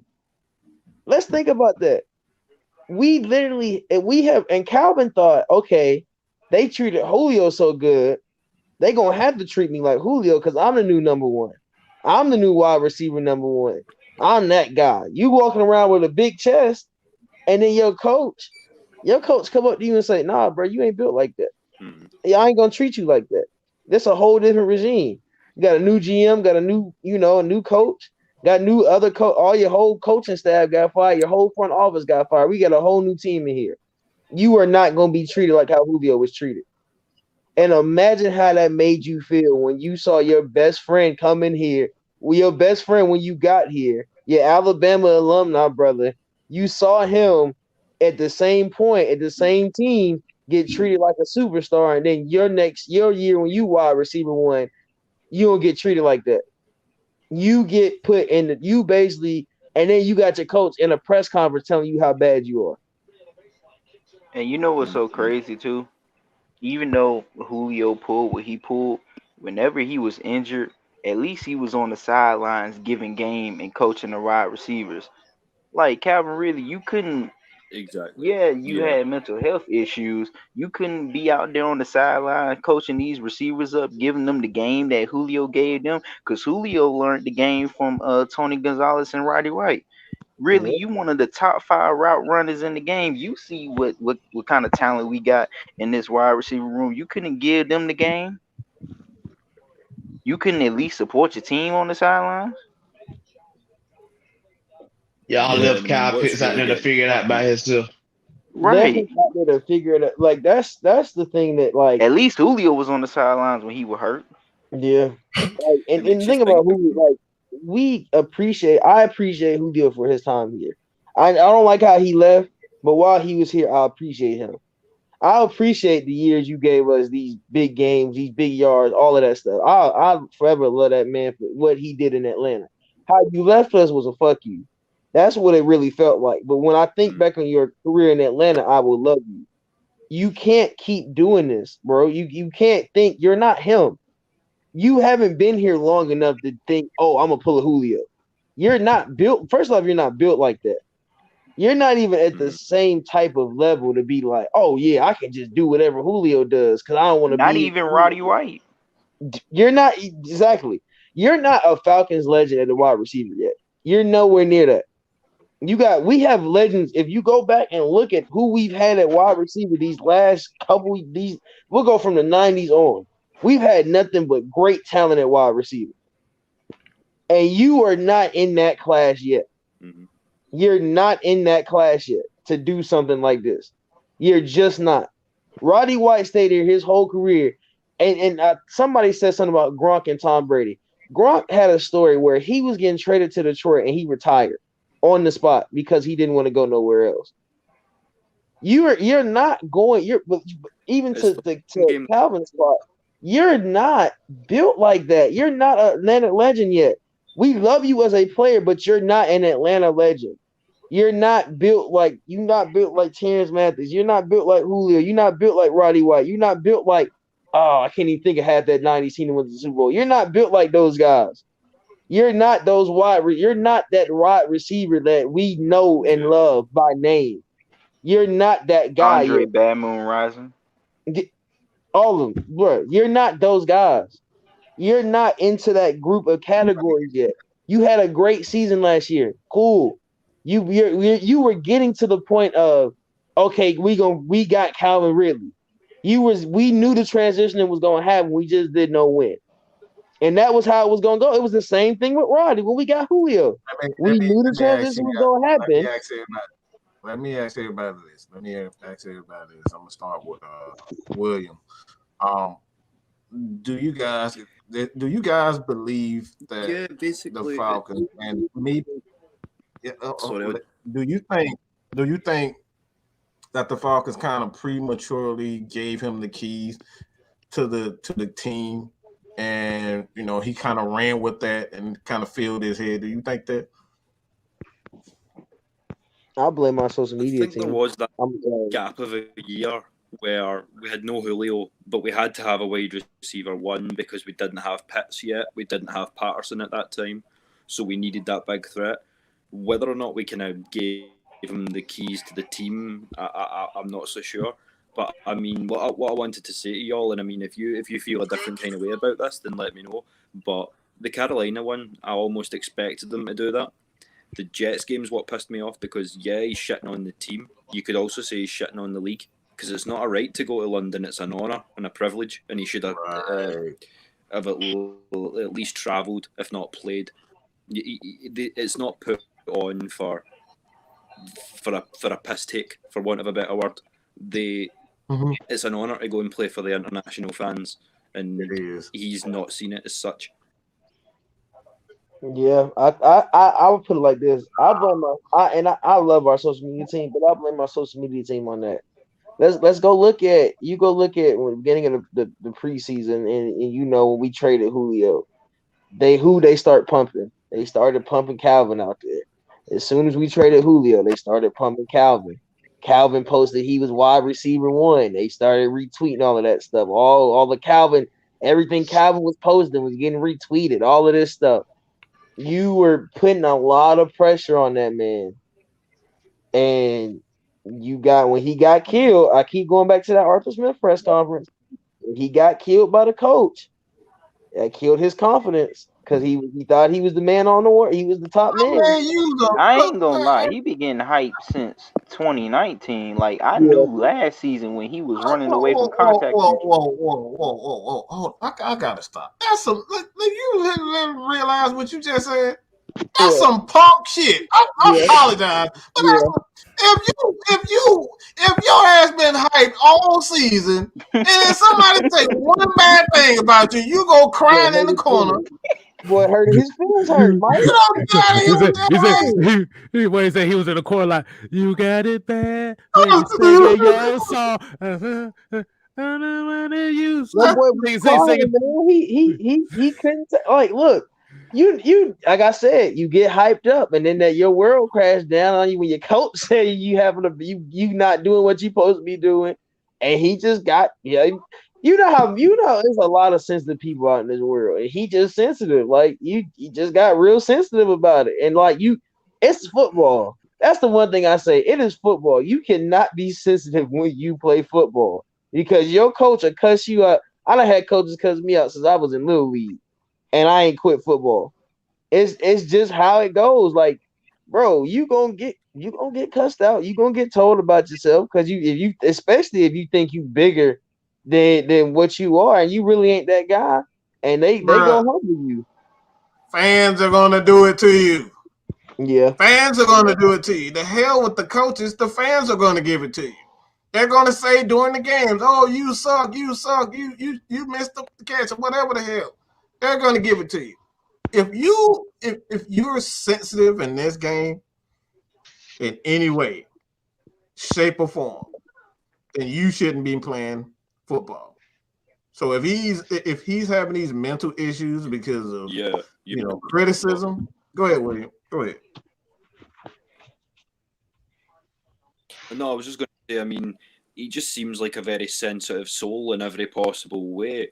I mean, you're going to be routinely hit by 250, 280 pound men, but he does not like to be hit. So, I mean, it's not just on mentally. I think he's not prepared for the pressure that being a number one receiver brings on you. The doubles and like sometimes you'll have an outside linebacker cheating in, and Calvin's not built to deal with guys that size, and even if he was, he's too tentative. He doesn't like to initiate contact at all.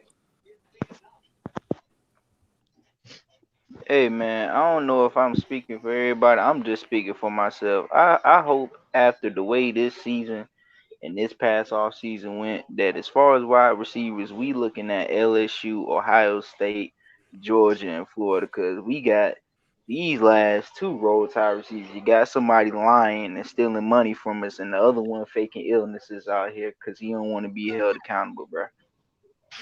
Ooh, I will never tell you. Know what I said? I said it's funny. I said Arthur Blank.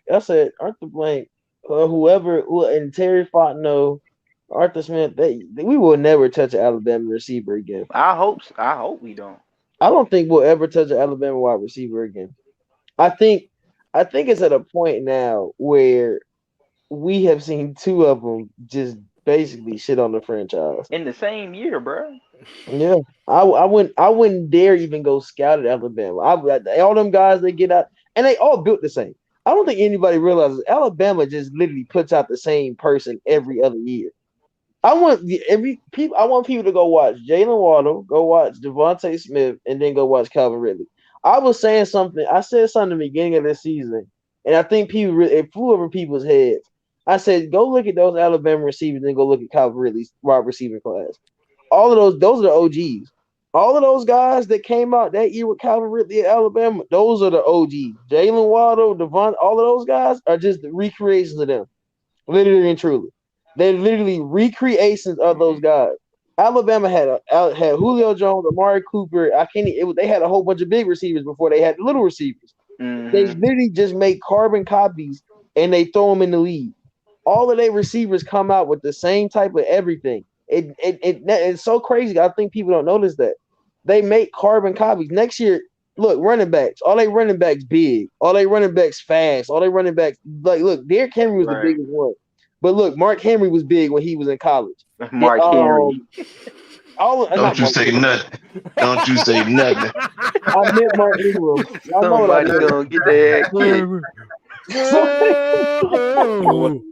Mike Ingram, like all these. I said, don't you say nothing. The Hall of Pain. He ain't never been in. This is the comment that made me laugh because he ain't never been to Oklahoma drill, bro. He ain't gotten hit before. Wow. He ain't never been to Oklahoma drill. But I tell you what, when he got hit in that Miami game, he felt it. Oh yeah, he got killed that game. You know them guys that stand in the back, the coach got to call out when it's Oklahoma time. That was Calvin Ridley. He was the one standing behind the lineman, so he couldn't get called out. I tell you what though, my only thing is I hope we can trade him as fast as possible to get a first round pick. Because remember, when Julio came out publicly on Undisputed, that basically shot our chances down to getting the first round pick. The highest we could get is a second. So I hope that him, you know what I'm saying, faking to get out. I hope that news don't get out before we trade him. Let me explain something to you, ATM. It ain't about Julio getting the first round pick because, quite frankly, at his age, he really wasn't worthy of a first round pick. And the only reason why we really didn't get the first is because we traded away his contract. Like they literally took his contract. I mean, if you give me a second and you take on that badass contract and I ain't got to pay him and I ain't got to pay his salary and whatnot, by all means, I will take that second. Oh no, I'm happy with it. I'm just saying I hope the truth, I hope him wanting out doesn't come out before we trade him. That'll hurt us. But what we can get in return. I'm pretty sure it will. Mm-hmm. Yeah, I think you can't really think. I hope we don't. I hope they don't take trade value away. If it comes out he was lying about it or not. But right. I don't think it will because he's so young. He's still young, bro. He's like 26, 27. He's not old. He's still fast. He still can move. Somebody will 28. He's 20. Oh yeah, he came out of college old. Yeah, but he'll get somebody will give him a first. He'll get somebody give you a first for him. Somebody gonna want Calvin Ridley. It's gonna be a team. I feel like it's gonna be like it's the Eagles got 3 first round picks. They don't. I don't think they'll give up one of the 3 first rounders for him. I can bet you that. I'm telling you, it's gonna be a team that wants like a wide receiver. Like they want like a wide receiver too, like slot guy. It's gonna be trade a team him to like Detroit. Jesus, that'd be horrible. I feel bad to send him to Detroit. Oh my god. Trade him to Detroit. We're gonna have Jared Goff throwing him the ball. He gonna be mad. You heard what K Styles said about Julio. Fuck it, trade him to Jacksonville. Exactly. Trade it to the Jets. We were speaking a lot about. Shoot. Hey, look. Hold on. Go ahead. Let him go. Go ahead, William. Yeah, in terms of what we were saying about the diva thing earlier, he almost acts like he's got a sense of entitlement. Like the DB will put hands on him within the first 5 yards. and he'll instantly look at Matt or he'll look at the ref. I'm like, what, did they not play those rules at Bama? First 5 yards, yes, he can put his hands on you, but guess what? You can put your hands on him too. Right. funny. I've noticed that he's been doing that a lot. I noticed that he did that a lot. If you just touch him the wrong way, he'll turn at the ref and like he's not big enough. He's not big enough, bro. He's just not. He's big enough. That's not true at all. That's not true at all. That's not true at all. I've seen guys smaller than Calvin Ridley. Well, he's not big. I'll put it like this. He's not big. He ain't got it. I'll put it like that. He ain't got it right here. He ain't got it right there. He don't have it in his heart. And I forgot about Matt Ryan basically leaking out his hand during that Panthers game. That would make it even worse. This man out here bleeding, giving everything he got, and you on it. I mean, head was bloodshot. I remember that his whole. I forgot all about that, bro. Yeah, that's the game he got stepped on. Yeah, because so let's get to some questions. Everybody, it's gonna we're gonna wind it down real shortly, but we're gonna get into some Q&A. So if you guys got any question that you feel like you want to talk about as far as like the draft, free agency, or just anything that you concerned about throughout the NFL industry. I seen Alex make a point there, Alex Edwards. He said, well, he is big enough. I mean, compare Ridley to a Jalen Waddle. Now, Ridley would be about 3 inches taller, maybe 20 pounds heavier. But have you ever seen Jalen Waddle shirk from contact going across the middle for being a smaller receiver? Nope. Not once.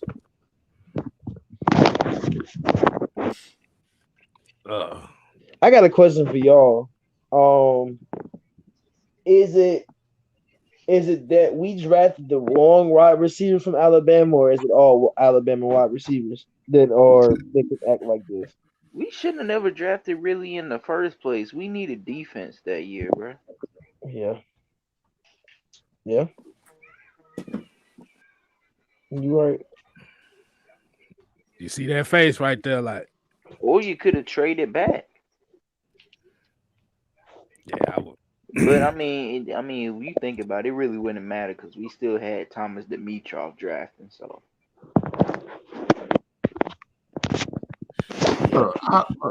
all that's I don't want to get into what could have, should have. At the end of the day, we have them, right. And we need to make do for what it is. All right, decisions can be, looking back on things that is pointless at the end of the day. We have Calvin Ridley. What can we do to improve this team with or without him? I think that should be the focus. And all right, let me I see a question here. What you got? Horace Miller.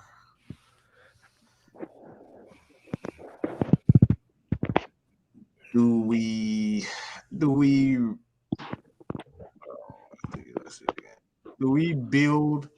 on the offensive line or defense? I think both. Both. I don't think there's a question. Yeah. You have to do both. I know a lot of people. One thing we got to understand about both the offensive line and defensive line is that you need chemistry. Okay, that's first and foremost. The players around each other have to have chemistry. They have to understand. All right, if I do this, I know Grady is strong and he's going to push through the guy. So if I push through the guy, I'm going to have an easy pass. So, you got to understand how each player plays together and how each player plays together. That's why you saw today, I forget what day it was. It might have been the day, but what Dean P said, he has to teach guys how to be a pass rusher. Teach them how to pass the rusher. Not get guys in who can rush the passer, teach guys how to rush passer, because you're dealing with guys with instincts, things they've been taught in college. You're trying to, pretty much, erase, the matrix where you're trying to erase everything in his memory, all that type of stuff. You're trying to develop new habits. So this is what the Falcons team is going through. You're trying to develop new habits with guys like Jalen Hurts. You're trying to, develop new habits with Hennessy and Adewale, or I don't know how to say his damn name. I just say Adi. A lot of these guys, a lot of these guys, they've been taught certain ways. When they get in the NFL, you have to pretty much start over. So at the end of the day, you need guys who are not only familiar with the scheme, but you want guys to develop well together. So that's the reason why I feel as though that I don't think Dion is going anywhere. I don't think Walker is going anywhere. Fourier, he really just got into a scheme that he's playing like a Pro Bowl, and he wants to be here. Because if he goes to another team, guess what? He's going to have to learn that scheme, the verbiage and all that type of stuff. So you're going to have to develop chemistry. So replacing a Mayfield, replacing a Caleb McGarry, that's not going to solve. You're going to be right back in the same place as before. Trying to get a guy who can play next to this guy, learn this guy. So it's a repetitive. Go ahead, Wade. In terms of replacing McGarry, how do you guys feel about maybe going mid-round and taking Alec Lindstrom out of Boston College? I mean, we do have his brother, and you don't get much more chemistry than playing beside your brother. So, I mean, that could be a sound pick. I also really like Daniel Fatalele out of Minnesota. I think he's really, really good.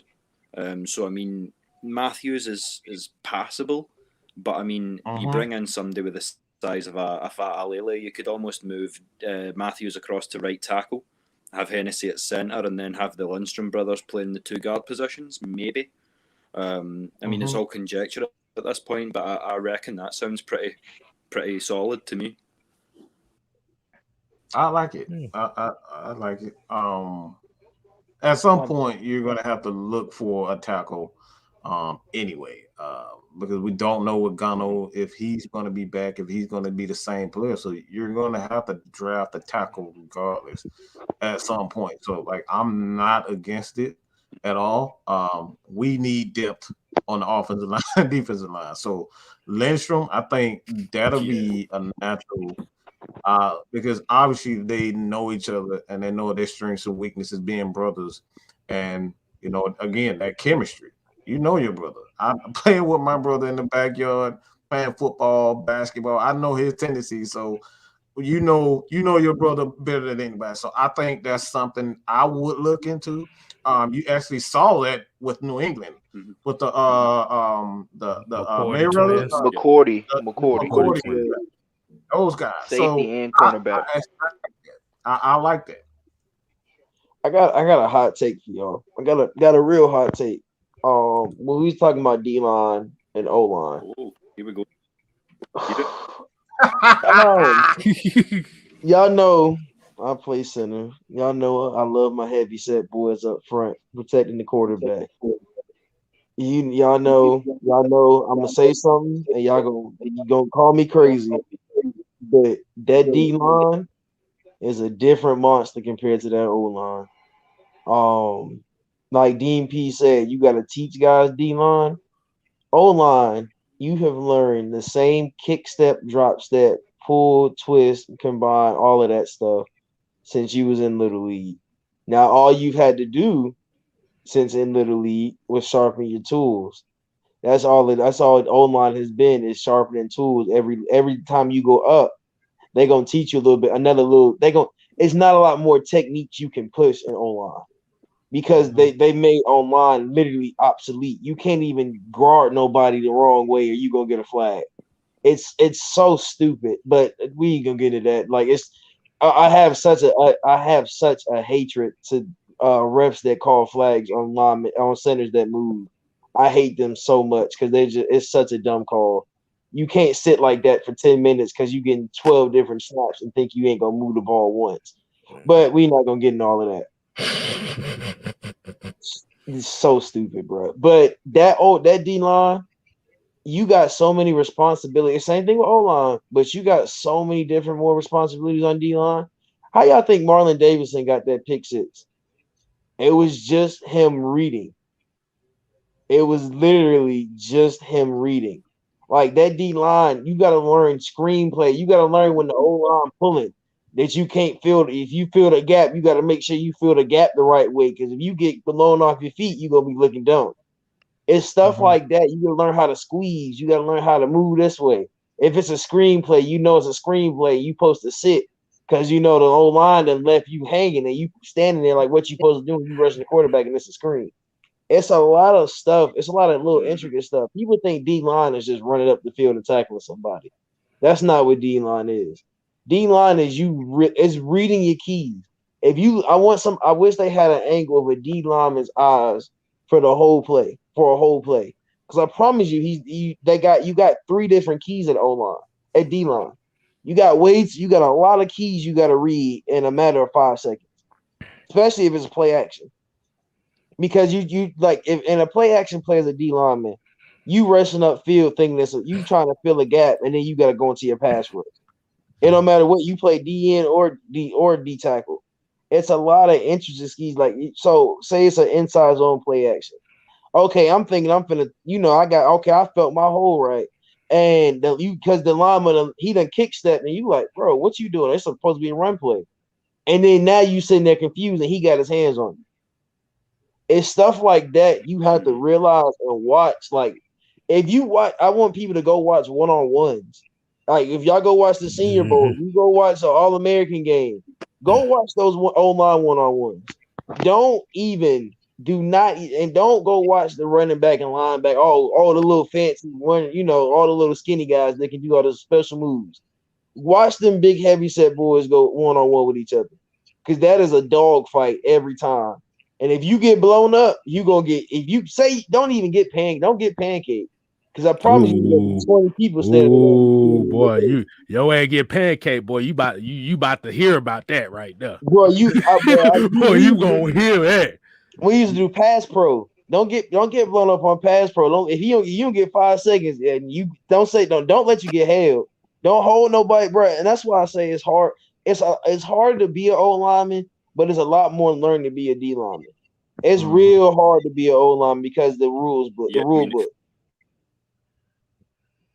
And if you ever need some lessons into the intricacies of defensive line, watch Aaron Donald work. I mean, that guy is power personified, and yet his handwork, his footwork is just impeccable. He's got great movement. I think watching an Aaron Donald, a TJ Watt, going back a few years, a DeMarcus Ware, that's where you really see the intricacies of the defensive line play. Yeah, absolutely. Right. So anybody else got any more questions before we close? No. Nah. I saw one. Where was it? I just saw this one. I don't know where it went.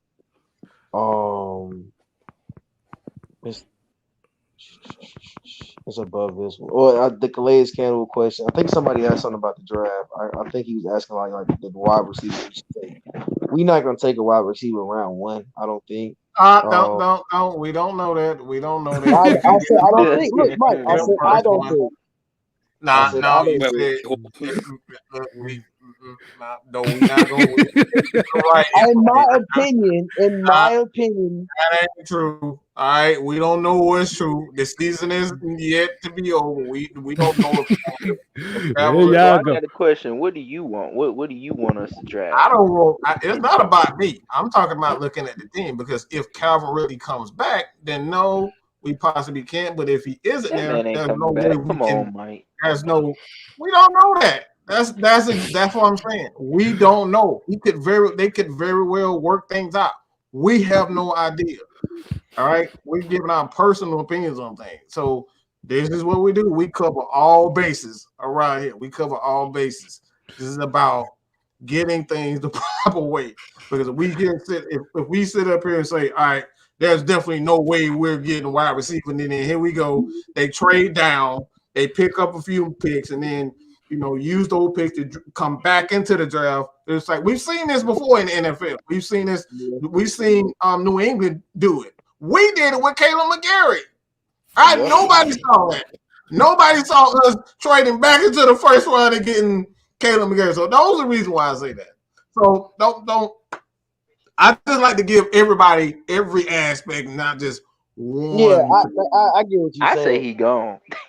I say he gone too. I say he gone too, but we gonna cover all bases so the fans, so everybody know what to expect. I did not see us drafting Caleb Garrett. I sure as hell didn't see us drafting AJ Terrell with the 16, 17 pick, 16 pick. I saw that, but I ain't see the McGarry. Like, you traded back. I didn't expect us to go McGarry or with Lindstrom that year. I didn't even. First off, I was really deep in the draft. I was like, "You drafted lineman? What? Whoa! I was confused. Hey, I'm about to say Demetrius tried to address the offensive line, and it was too late. Yeah, ATM. If you asking who would I like to see, I would. I only had two people I really like. Okay. I know Vlad loves DeMarvin Leal, but I really like Ajabo. Let me ask this. Let me interrupt because I want to. We're gonna get on the 2 hours, but we're gonna get everybody's the draft. All right, we're gonna say NFL draft. Who and what are you doing in the first round? William, we're gonna start with you, ATM, and then TJ. Okay. First round. What are you doing? It's an interesting question, but for me, coming up at 10, is Jordan Davis available? If he is, I mean, that's a 350-pound rock. You could easily kick Grady out to end. But if he's not available, I'd be perfectly happy with a David Ajabo or a Nakobe Dean. Keep him in Georgia because he's a baller. But I'm definitely going defense, pass rush, first round. How about you guys? Me. We just saw the Saints beat the Bucks 9-0 with Taysom Hill at quarterback. Without a Michael Thomas, them boys beat the Bucks 9-0 with Taysom Hill. So in the first round, I'm going. If Jordan Davis is available, I am snagging him. If not, Devontae Wyatt or like TJ said in the Jabo. But I want Jordan Davis right there by Grady Jarrett. We gotta beef up that defensive line. We gotta address the trenches. Y'all know I love Jordan Davis. Like, that's my brother. I treat that like that's my dog, bro. I didn't look. If Jordan Davis is sitting there, I'm just saying that because you about 350 pounds yourself. You love big. Whoa. I am 275. He got 100 pounds on me, bro. I closest I got to Jordan Davis was my sophomore year. I was 310. I ain't got 350 yet. I got 350. I'm gonna look like I'm like the little dude. If I got 350, I'm gonna look like the dude from Willy Wonka, the little blueberry dude. That's what I'm gonna look like. So Millie Mills, they're suggesting we go George Karlaftis out of Purdue. He would be another Purdue. On the edge. Karlaftis is a very good. All about him, bro. I really want. There's Jordan Davis, there's George Karlaftis, and there's Ajabo. I understand somebody said Nakobe Dean because he's in Georgia. Those three, I like Ajabo. I like Ajabo because I watched Michigan all year. Y'all know I'm a Georgia fan, but I watched Michigan all year. That man's a special beast of the animal. I can imagine Ajabo and oh my God, Ogundeji on the edge and just dominate like all game. I can just imagine that in my head. Then you go, we can go with Jordan Davis. I love Jordan Davis. Like, that boy is just special to me. I can't even explain why I love Jordan. Somebody came up to me and asked me, would you take Jordan Davis because of his conditioning? I said, I don't care about conditioning when he's 350 pounds and he holds the line like a brick. Right. You got two. He ain't playing but 2 snaps. Like, I think people don't understand. he's not a pass rusher. He can pass rush, but he's not a pass rusher. He's a run stuffing nose. Was Vince Wilfork a pass rusher? No, but did Vince Wilfork get sacked? Yes, because he was just dominant, and that's the thing I see in Jordan Davis. And then Right. yeah, And we run a 3-4, so you're gonna need a nose tackle. You have him and Anthony Rush. and then you got Karlaftis. Karlaftis is just he is the European Jesus of the NFL. That boy gonna be good. I mean, like I watched this film because somebody put his name out in a draft, in like a mock draft, and I was like, I'm gonna go watch this film. It's crazy what you see him do, like pursuit wise. Like even if the play's not to his side, he can still get the tackle. Like that's the same thing with a Jabba. Like it does not matter what side you run to, you're gonna get hit by them. Like they're gonna find a way to touch you. And that's the scary part about them. Like they like the contact. And that's why I think Karlaftis he's gonna be something. If he's at 10, the thing about that is like your top 10 right now is so jumbled because you don't know who's taking a quarterback in the top 10. You just don't know yet. Because somebody's gonna take one. Somebody's gonna take a quarterback top 10. I can't see nobody not taking the quarterback top 10. Carolina. Yeah, and they probably gonna take Matt Corral if he's not. Still haven't heard about his injury. So it's gonna be. I think this year's gonna be like. I mean, it's gonna be fun, man. I think it's going. Who do you want, TJ? You don't say 15 people. I got 3 names. I can't say who I want. When it come to draft night, and I tell you I was right. It's 3 people. It's 3 people. Those are the only 3 I want. I want Jabba, I want Jordan Davis, or I want Karlaftis. They're the only thing I really want. But I tell you what, TJ, if they let Aiden Hutchinson fall because of one bad game, like they did with AJ Terrell, I take him too. If Aiden Hutchinson drops to 10, I would too. Because they already slandering him, calling him overrated. Screaming, bro. Don't even give me that idea. Please don't give me that idea. I mean, they calling him overrated right now because of that game versus Georgia. I follow Georgia Twitter. I know. I follow Georgia Twitter. I know what we was doing. We was trolling him. I tell you, he dropped the 10. I'm going to scream my head off. Promise. So who y'all want, K Styles and Mike? Who y'all want in the first round, man? I'm torn with this one because me personally, knowing the situation that we in, I would trade back.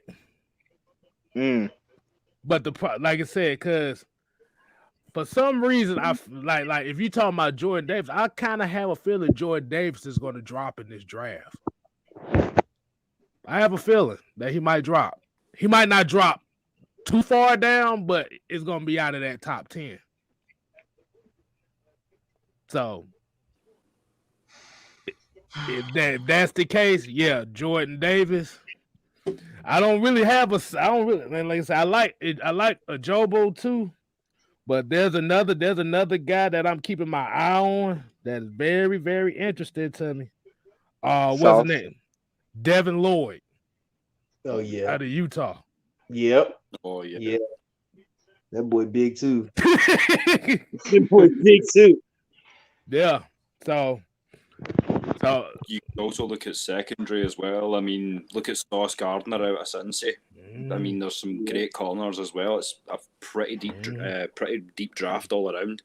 The QB position isn't massively deep, but apart from that, I mean, most of the other positions are stacked.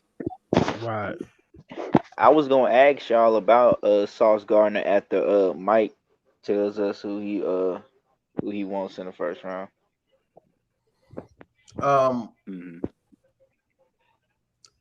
Like K Styles, I'm trading back because I feel as though in this draft you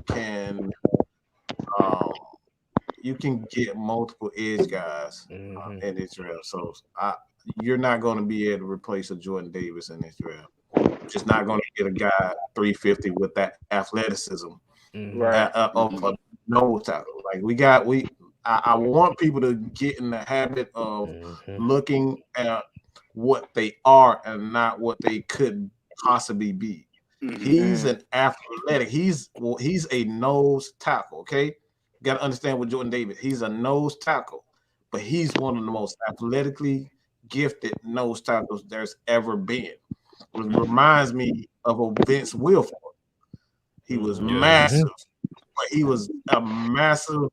Like he's one of those guys that was big, but they was athletically gifted.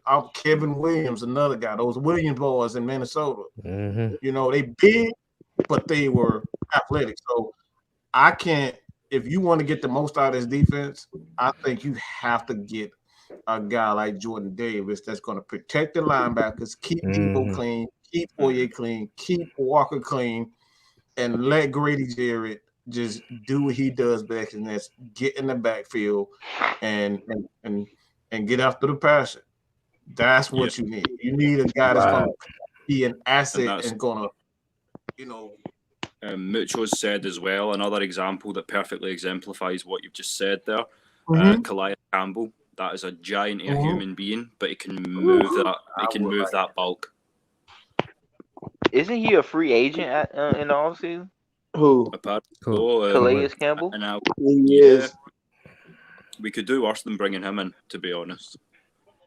I think he's still got a little bit left in the tank. I don't think he's done just yet. I think so. I think he's getting older, but I think people are taking his age for granted. I mean, they do a lot to a lot of players. Like these guys get older and they're like, oh, they ain't got nothing left. Right. And let's go look at Vick Beasley's 16 sack year. I know we ain't go we people don't like Vick, but let's go look at who we saw. I'd rather have him than Kung Fu Panda and Steven Means. Oh, somebody need to make that a meme. I'm gonna make that tonight. That's gonna be on my Twitter tonight. It's gonna be a picture of Kung Fu Panda and Dante Fowler. Shit, you ain't gotta do that. All you gotta do is just find a picture of Dante Fowler. He already in position, in Kung Fu Panda position every time he pass rush. Man, try. The tackles are grasshopper. He does. He's always, every time he's there for a tackle, he's like you said, he's always jumping. It like I'd have no idea why he jumps. It's like, bro, what is wrong with you? It's like he, you know what's funny? It's like his cleats don't stick. Like he ain't got no grip on his cleats, and like he just slip and like jump in the air, like regain his balance or something. Like he gonna, you know what's gonna be funny? One day he gonna jump. One day it's gonna be an old lineman to just throw him on the ground. It's gonna be one day he's just gonna get body slammed, and and it's gonna be legal. It's so funny because like it's so ugly in the trenches. You can get beat up all game. Like I done got punched in my rib cage all game, and the ref ain't say nothing to me. I done told the ref I'm getting punched in my rib cage. He just laugh about it. Like it's stuff like that. Like bro, like. It's so ugly. He gonna get slammed with somebody gonna grab him in the air. Nobody's grabbed him in the air yet. They just ain't ready to see him jump. Somebody go watch him jump one day. They gonna slam him, and I'm gonna just sit there and laugh. If they're wearing a cup, say yes. They all do, because they are gonna test that theory. So just tell them you're wearing one. Right. Save yourself a whole lot of trouble. Poe, I forgot, but Poe was a dominant. But Poe was so good, bro. Like he got too big. I think Poe just couldn't maintain his weight. That's another thing about big guys. Like that's why people talk about Jordan Davis conditioning. Y'all don't. I think people don't. If y'all don't know the story, Jordan Davis came to college at like 375 and had to lose weight to make the team. Kirby made him that weight. 375. He was ginormous, bro. That motherfucker was on the Leonard Davis side of the game with that. Good Lord. I think it was like something. I gotta find the exact weight, but I remember the story. They told his story during one of the games. He was so big that Kirby said, when you get to Georgia, if you don't lose so many weights, you ain't gonna be able to stay here. Like it was something to that degree. Wow. I know we're about to close, so I got one more question. 30 pounds because he's looking great and evidently he's playing great. Because I mean that he doesn't move like a 350-pound man. No. So the last question I had is, since people are, talking about there's so much defensive talent in this draft. Now, this is just hypothetically. Would you be opposed to us drafting Sauce Gardner?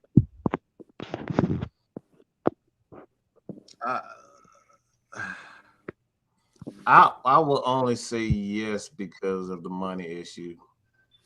You can't afford. You got AJ Terrell. AJ is gonna get $100 million. Okay, Yeah, he's going to and need about paid. time.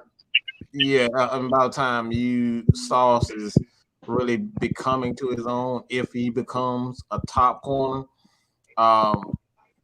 AJ is gonna, he's gonna. So I don't. That's difficult.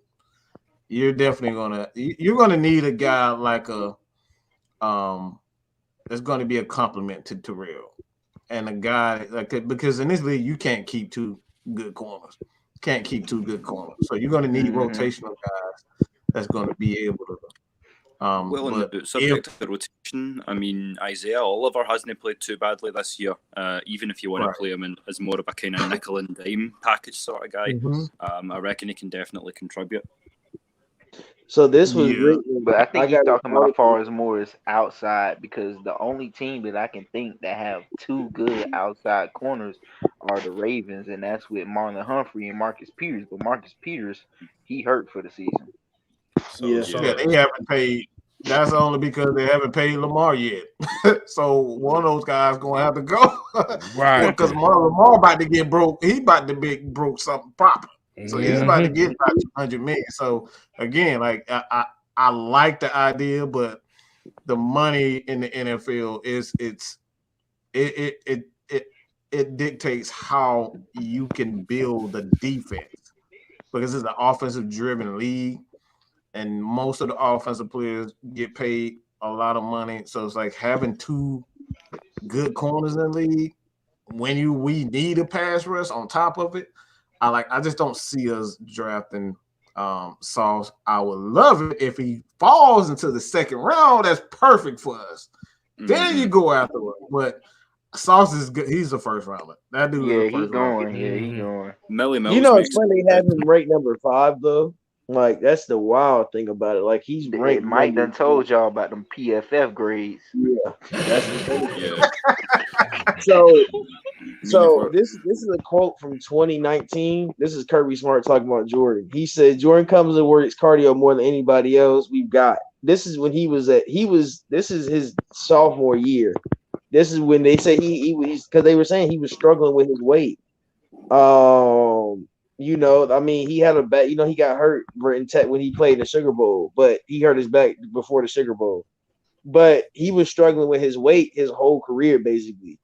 So, like when you think about it, you're big, you gain weight faster. Like if you big and if you still can work out, but he gains a lot more muscle now. I think a lot of his mass now is muscle, and that's the scary part about it. So like basically, he was Zion Williamson. Yeah, like Zion, like how Zion is just fat now. Like he ain't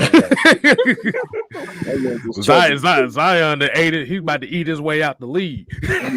This man just got. Another good point here from Millie Mills. He's suggesting that we pay our AJ up with his former teammate and Andrew Booth Jr. That would be pretty fire. That would be. I like that too. And that's the thing about it. Like it's this draft class is so deep defensively that you're really not gonna miss. We got 2 second-round picks and 1 first.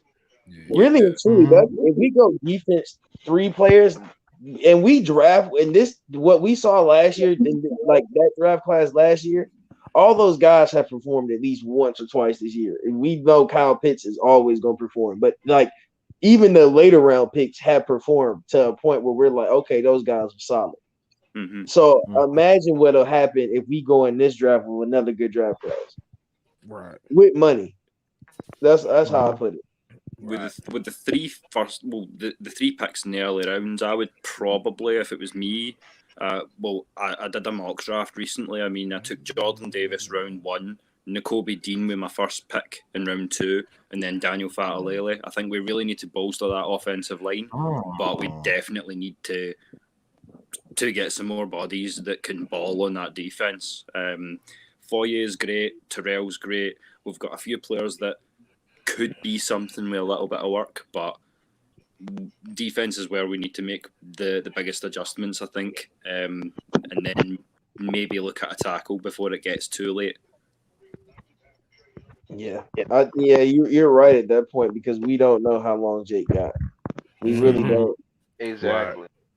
So you got to go. You want to at least have a guy that knows the system. If Jake, it might be 2 years, and Jake, I pray to God it don't happen, but Jake might just have a major injury one time, and you ain't got nobody to back him up. Like they don't know the system. You got to go sign a free agent. So you want a guy in your system that learn. It's the same. Let's think about college football, high school football. You get freshmen in, you get these young guys in. What do you do at high school? When you a freshman, you play JV, but you still learn the same offense as the varsity team. It might just be a little bit more simplified. When you go to college, you ain't got JV, but you still practicing with the seniors. And you still learning from them. You learning little tools and tricks from them. It's stuff like you gonna need those guys. You gonna have to, we love Jake. I've always loved Jake. Jake was my first Falcons autograph when I grew up. He's even when I went my first time going to Flowery Branch, Jake Matthews was my first autograph. So I always loved Jake for that. So you gotta get him. You gotta think about what is going to be for Jake. And I hate to say it like that, but it's slowly going to be a time where he's going to wind down and not want to play no more. Look at his family. Look how fast Clay retired. I didn't think Clay was going to retire when he retired. He retired already? It's a bloodline with them, bro. Like and you know that you want to protect your body as long as you can. And he's played for a while now, and it's like, okay, Jake, what you want to do. So it's sad. It's sad when you draft players and like Roddy White. When we drafted Julio, we kind of sort of knew Roddy was slowly winding down, even though he stayed on longer than we thought, but like slowly winding down to get another receiver and to be wide receiver number one. So it's like, when this transition is going to happen, and we draft a tackle this year. We know Jake. I just want to learn. I just want these guys to learn. These young guys got to have veterans to learn from, and they got to be good veterans. And that's you get a tackle now to learn from Jake Matthews. You gonna have a solid tackle when he finally starts. Or move Jake into the guard because somebody needs to seriously teach Jalen Mayfield how to fucking pull. He's not done it that much, but when he tries to pull it, is a comical sight. If you want to right tackle playing left guard, so you got a right hand dominant man playing left side, bro. It's hard out there. He getting killed out there, but I mean, you got him playing left guard. He been playing right tackle his whole life. So I mean, that's the. And then he played his COVID year. So I mean, he a year away from football, and then got drafted and had to go play in the NFL. I was gonna say that's why that Matt Gonal and Josh Andrews injury hurt so bad too. It hurt, but it into the little Falcons room. So I'm gonna pause the cam and mic, and I'll be back in just a moment, boys. Okay. All right. What were you gonna say, K-Styles? I was about to say, it hurt, but it helped at the same time. Because for the young guys to get experience, it helped him because now you give them that experience at that left guard spot. Like I said, we don't know what the hell's gonna happen this offseason, but they might surprise the hell out of all of us and pull a move off we didn't even know, we didn't even think about. We gotta be prepared for that. That's why I don't want to set on a position. We don't know. Like I said, they could very well say, all right, this Calvin Ridley situation isn't as bad as we all think it is. I still think it is that bad, but they might not. I told you, I say he gone. Oh, we know. That's what I'm talking about. We know that. See, but here's the thing: if you trade Calvin Ridley, you save $11 million on the cap. You say that, yeah. So that's why I say he's out of here, because that $11 million, they can bring in somebody else they can control. Right. Like, it's all about control with coaches. They want to have their vision and no one go against that vision. And right now, Calvin Ridley goes against that vision because he's not here. he's not here, it's obviously he's not on board for whatever reason. Yeah, cause Young Thug and other buddy ain't cutting it, man. Young Thug and Desi Banks. Oh Yeah. my God, The fact we made that them man be get Atlanta. Who thought like, okay, yeah, let's get those two guys to be our faces of Atlanta for when we do media stuff. I'm like, bro, y'all could have chose somebody a lot better than them two. Oh my God. I told you they look like entertainers. That's why. You could have Boy, chose you should have heard Mike during that New England game in the space. Boy, he was cussing them receivers out. He said, "This is I already know. Look, I already know. You gotta tell me twice. Oh my God. We had these conversations all the time, bro. Like, bro, like I already know exactly what he said. I already know the exact tone he used. Boy, that man almost left the space when them receivers ran into each other. Boy, you should have seen my face. But you better be glad I wasn't in the space because my face when I saw that, I just dropped us. It was like that meme like, really, nigga. Y'all gonna run into each other. This is what we doing. Oh my God. Hey man, let's get the last thoughts, man. Anybody want to go first? You want to go first, ATM? No, I'll let you have. I'll go first. Final thoughts. Sunday's a big game. No matter if we make it, we might not make the playoff. I don't really care. We got to beat the Saints. We need a season sweep of the Saints. I don't care about anything else. I told my sister, a Saints fan, I told her we can go 2-15. 2, it would be 2-16 now. As long as we beat the Saints twice, I'm happy. So you make sure like this game we gotta beat them. We at home, bro. We gotta beat. I don't know last time we beat them at home. So it's time to get it. They need it, bro. This team needs to beat the Saints. Like just to end the year off right, we gotta beat the Saints. Like it'll feel like this season which will be nice. Like so. I appreciate Mike and K Styles give me the invite as always. Y'all know I've been working y'all, so my schedule's been hectic. So y'all haven't seen me a lot. I haven't been doing shows. Slowly but surely, I'll get back into doing them. We slowly and surely getting back into getting me a solid schedule. So I'll be morning shows. I'm starting a radio show, y'all. With me and Vlad. Me and Vlad are gonna start doing radio shows. So y'all see Vlad in the comments talking all the time. You like what he's saying in the comments. We were definitely doing radio shows together. We'll be starting doing live shows again soon, so y'all can see our faces and see us talking emotions and all of that. But the radio shows will hold y'all down for a little bit till we get back on a solid schedule. Go over to FILA. We just did the Atlanta United 2022 years, like goals for the year and stuff like that. So if you're a United fan, make sure you shoot over there and listen to those guys. Got Ariel and Tommy. And FILA's like really back, y'all. Like it's gonna be back. We gonna really start pumping content. So definitely go over there, subscribe. It's Forever I Love Atlanta Sports Podcast. Go over there, subscribe, and just pay attention. Because it might not pop up, but just turn your notifications on so you see it. I'd just like to add in as well. Once again, thank you guys for bringing me on board. It's a great honour to, as I say, put my 2 pence across as kind of the international contributor. Yes, sir. It's a huge honour, and I can't even begin to tell you how much it means to me.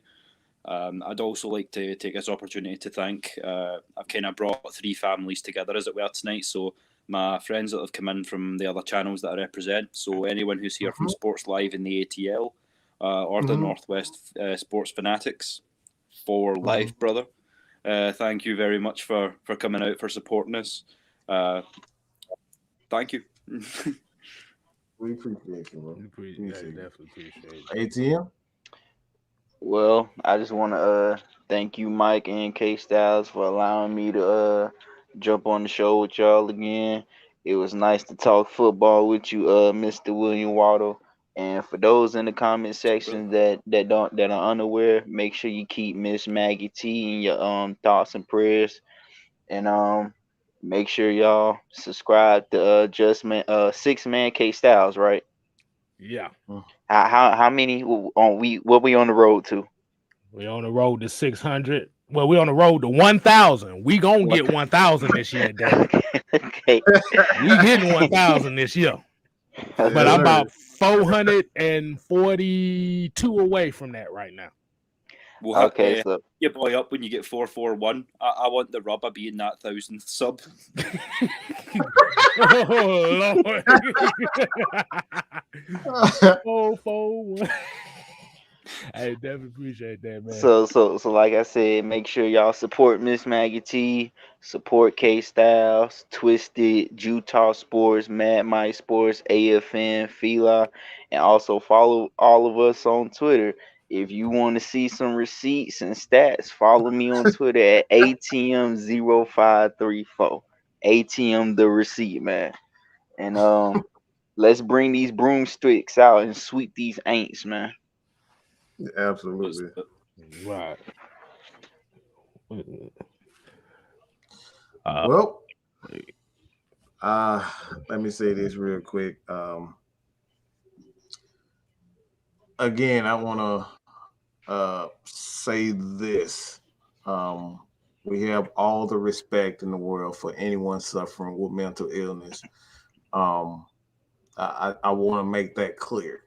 It's a serious matter. It shouldn't be joked about. It shouldn't be used as a vice, because there are people who really suffering. I've had my bout with it, and that's why I'm so passionate about anyone who really suffers from it. So if I feel in any way, and I could be wrong about everything I said about Cavalry, I could be wrong, but myself, you know how I am. I'm passionate when I see something that may not, I could be totally off, but I'm man enough to come back and say, all right, guys, I apologize. I went way too far. And I think that's one of the main reasons why the world is where it is, because if we got so many people with so much pride, they're not willing to admit when they're wrong. And that plays into mental and mental illnesses and whatnot. So let's be as I said earlier, because if you guys saw my earlier rant on camera, really, it was not pretty. It ain't pretty. I wouldn't ape shit. Okay, so but like I said, at the end of the day, I toned it down because he could very much be going through a lot. I don't know. I can only speak on my personal thoughts, and these are my personal thoughts on the situation. Nothing more. I have no evidence. I don't have a source like a lot of these people have. I don't have a source. I'm going off just my personal thoughts.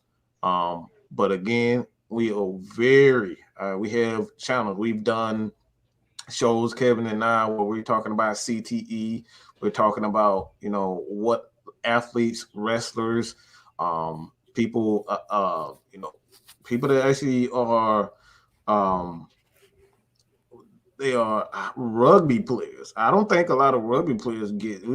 I've seen guys like, Cesaro. Cesaro retired because of a lot of injuries in rugby and all types of things. Like, so it's a lot of people. It's a lot of people who've, these full contact sports, like, they suffer. So let's, of course, be respectful. Everybody has their opinion, but when you are wrong, let's be man enough. Let's be woman enough and admit when we're wrong. So that's my last thoughts. Let's be adults, admit when we're wrong. When we did something wrong, be man enough to admit that you did. You said that you've done something wrong. That's what I got to say. We do finish up on the extension of what you were saying about mental health. I think this would be a great opportunity to put it out to the community. If they're going to be hitting us up on Twitter anyway, we know that everybody has their struggles. We are not here to judge. We're a family. So if you do need the help of anybody from the team, then by all means hit us up. We're here to help as much as we can. It's all love. It's no judgment. So if you ever just need somebody to chat to, we're here. Absolutely. Give. Hey man, you know I always say, man, we always grateful, man. Losing a lot of people this year already. People, this COVID thing didn't hit a lot of people hard. Actually, I think this is the quickest COVID didn't hit somebody in a year. It's only the 7th of January, and it seemed like it didn't hit worse than it did all of last year. Yeah. So everybody just make sure y'all be careful out here. Make sure you don't take nothing for granted out here. Hey man, just live your life, man. Definitely appreciate everybody tuning in. Appreciate William, Moneyman, ATM, TJ, LT for coming on here with us. If y'all just now tuning in, if you haven't seen earlier in the show, we had the Dan Reeves tribute. So you make sure y'all replay and watch that if you didn't get a chance to see that. We're gonna re-air it. We'll re-air it so everybody can see it again. Right. So hey, all I gotta say, man, is just don't take any of this stuff for granted. And hey, just be happy where you at. Hold your loved ones tight because you don't know when is going to be the last time you get to hold them. I didn't get the chance to put it across earlier because I was backstage, but rest in peace to Coach Reeves. Sorely missed throughout the league, not just by Falcons fans. So it's been a real honour to join you guys tonight and to help you put this across. Thank you, sir. Appreciate it. All right. So, hey, man. Until next time, y'all, as we say here at AFN, we ain't here to play. We here to stay. You ain't got to go home. But you get the hell out of here. Deuces. Rest in peace, Dan Reeves. Yes, sir.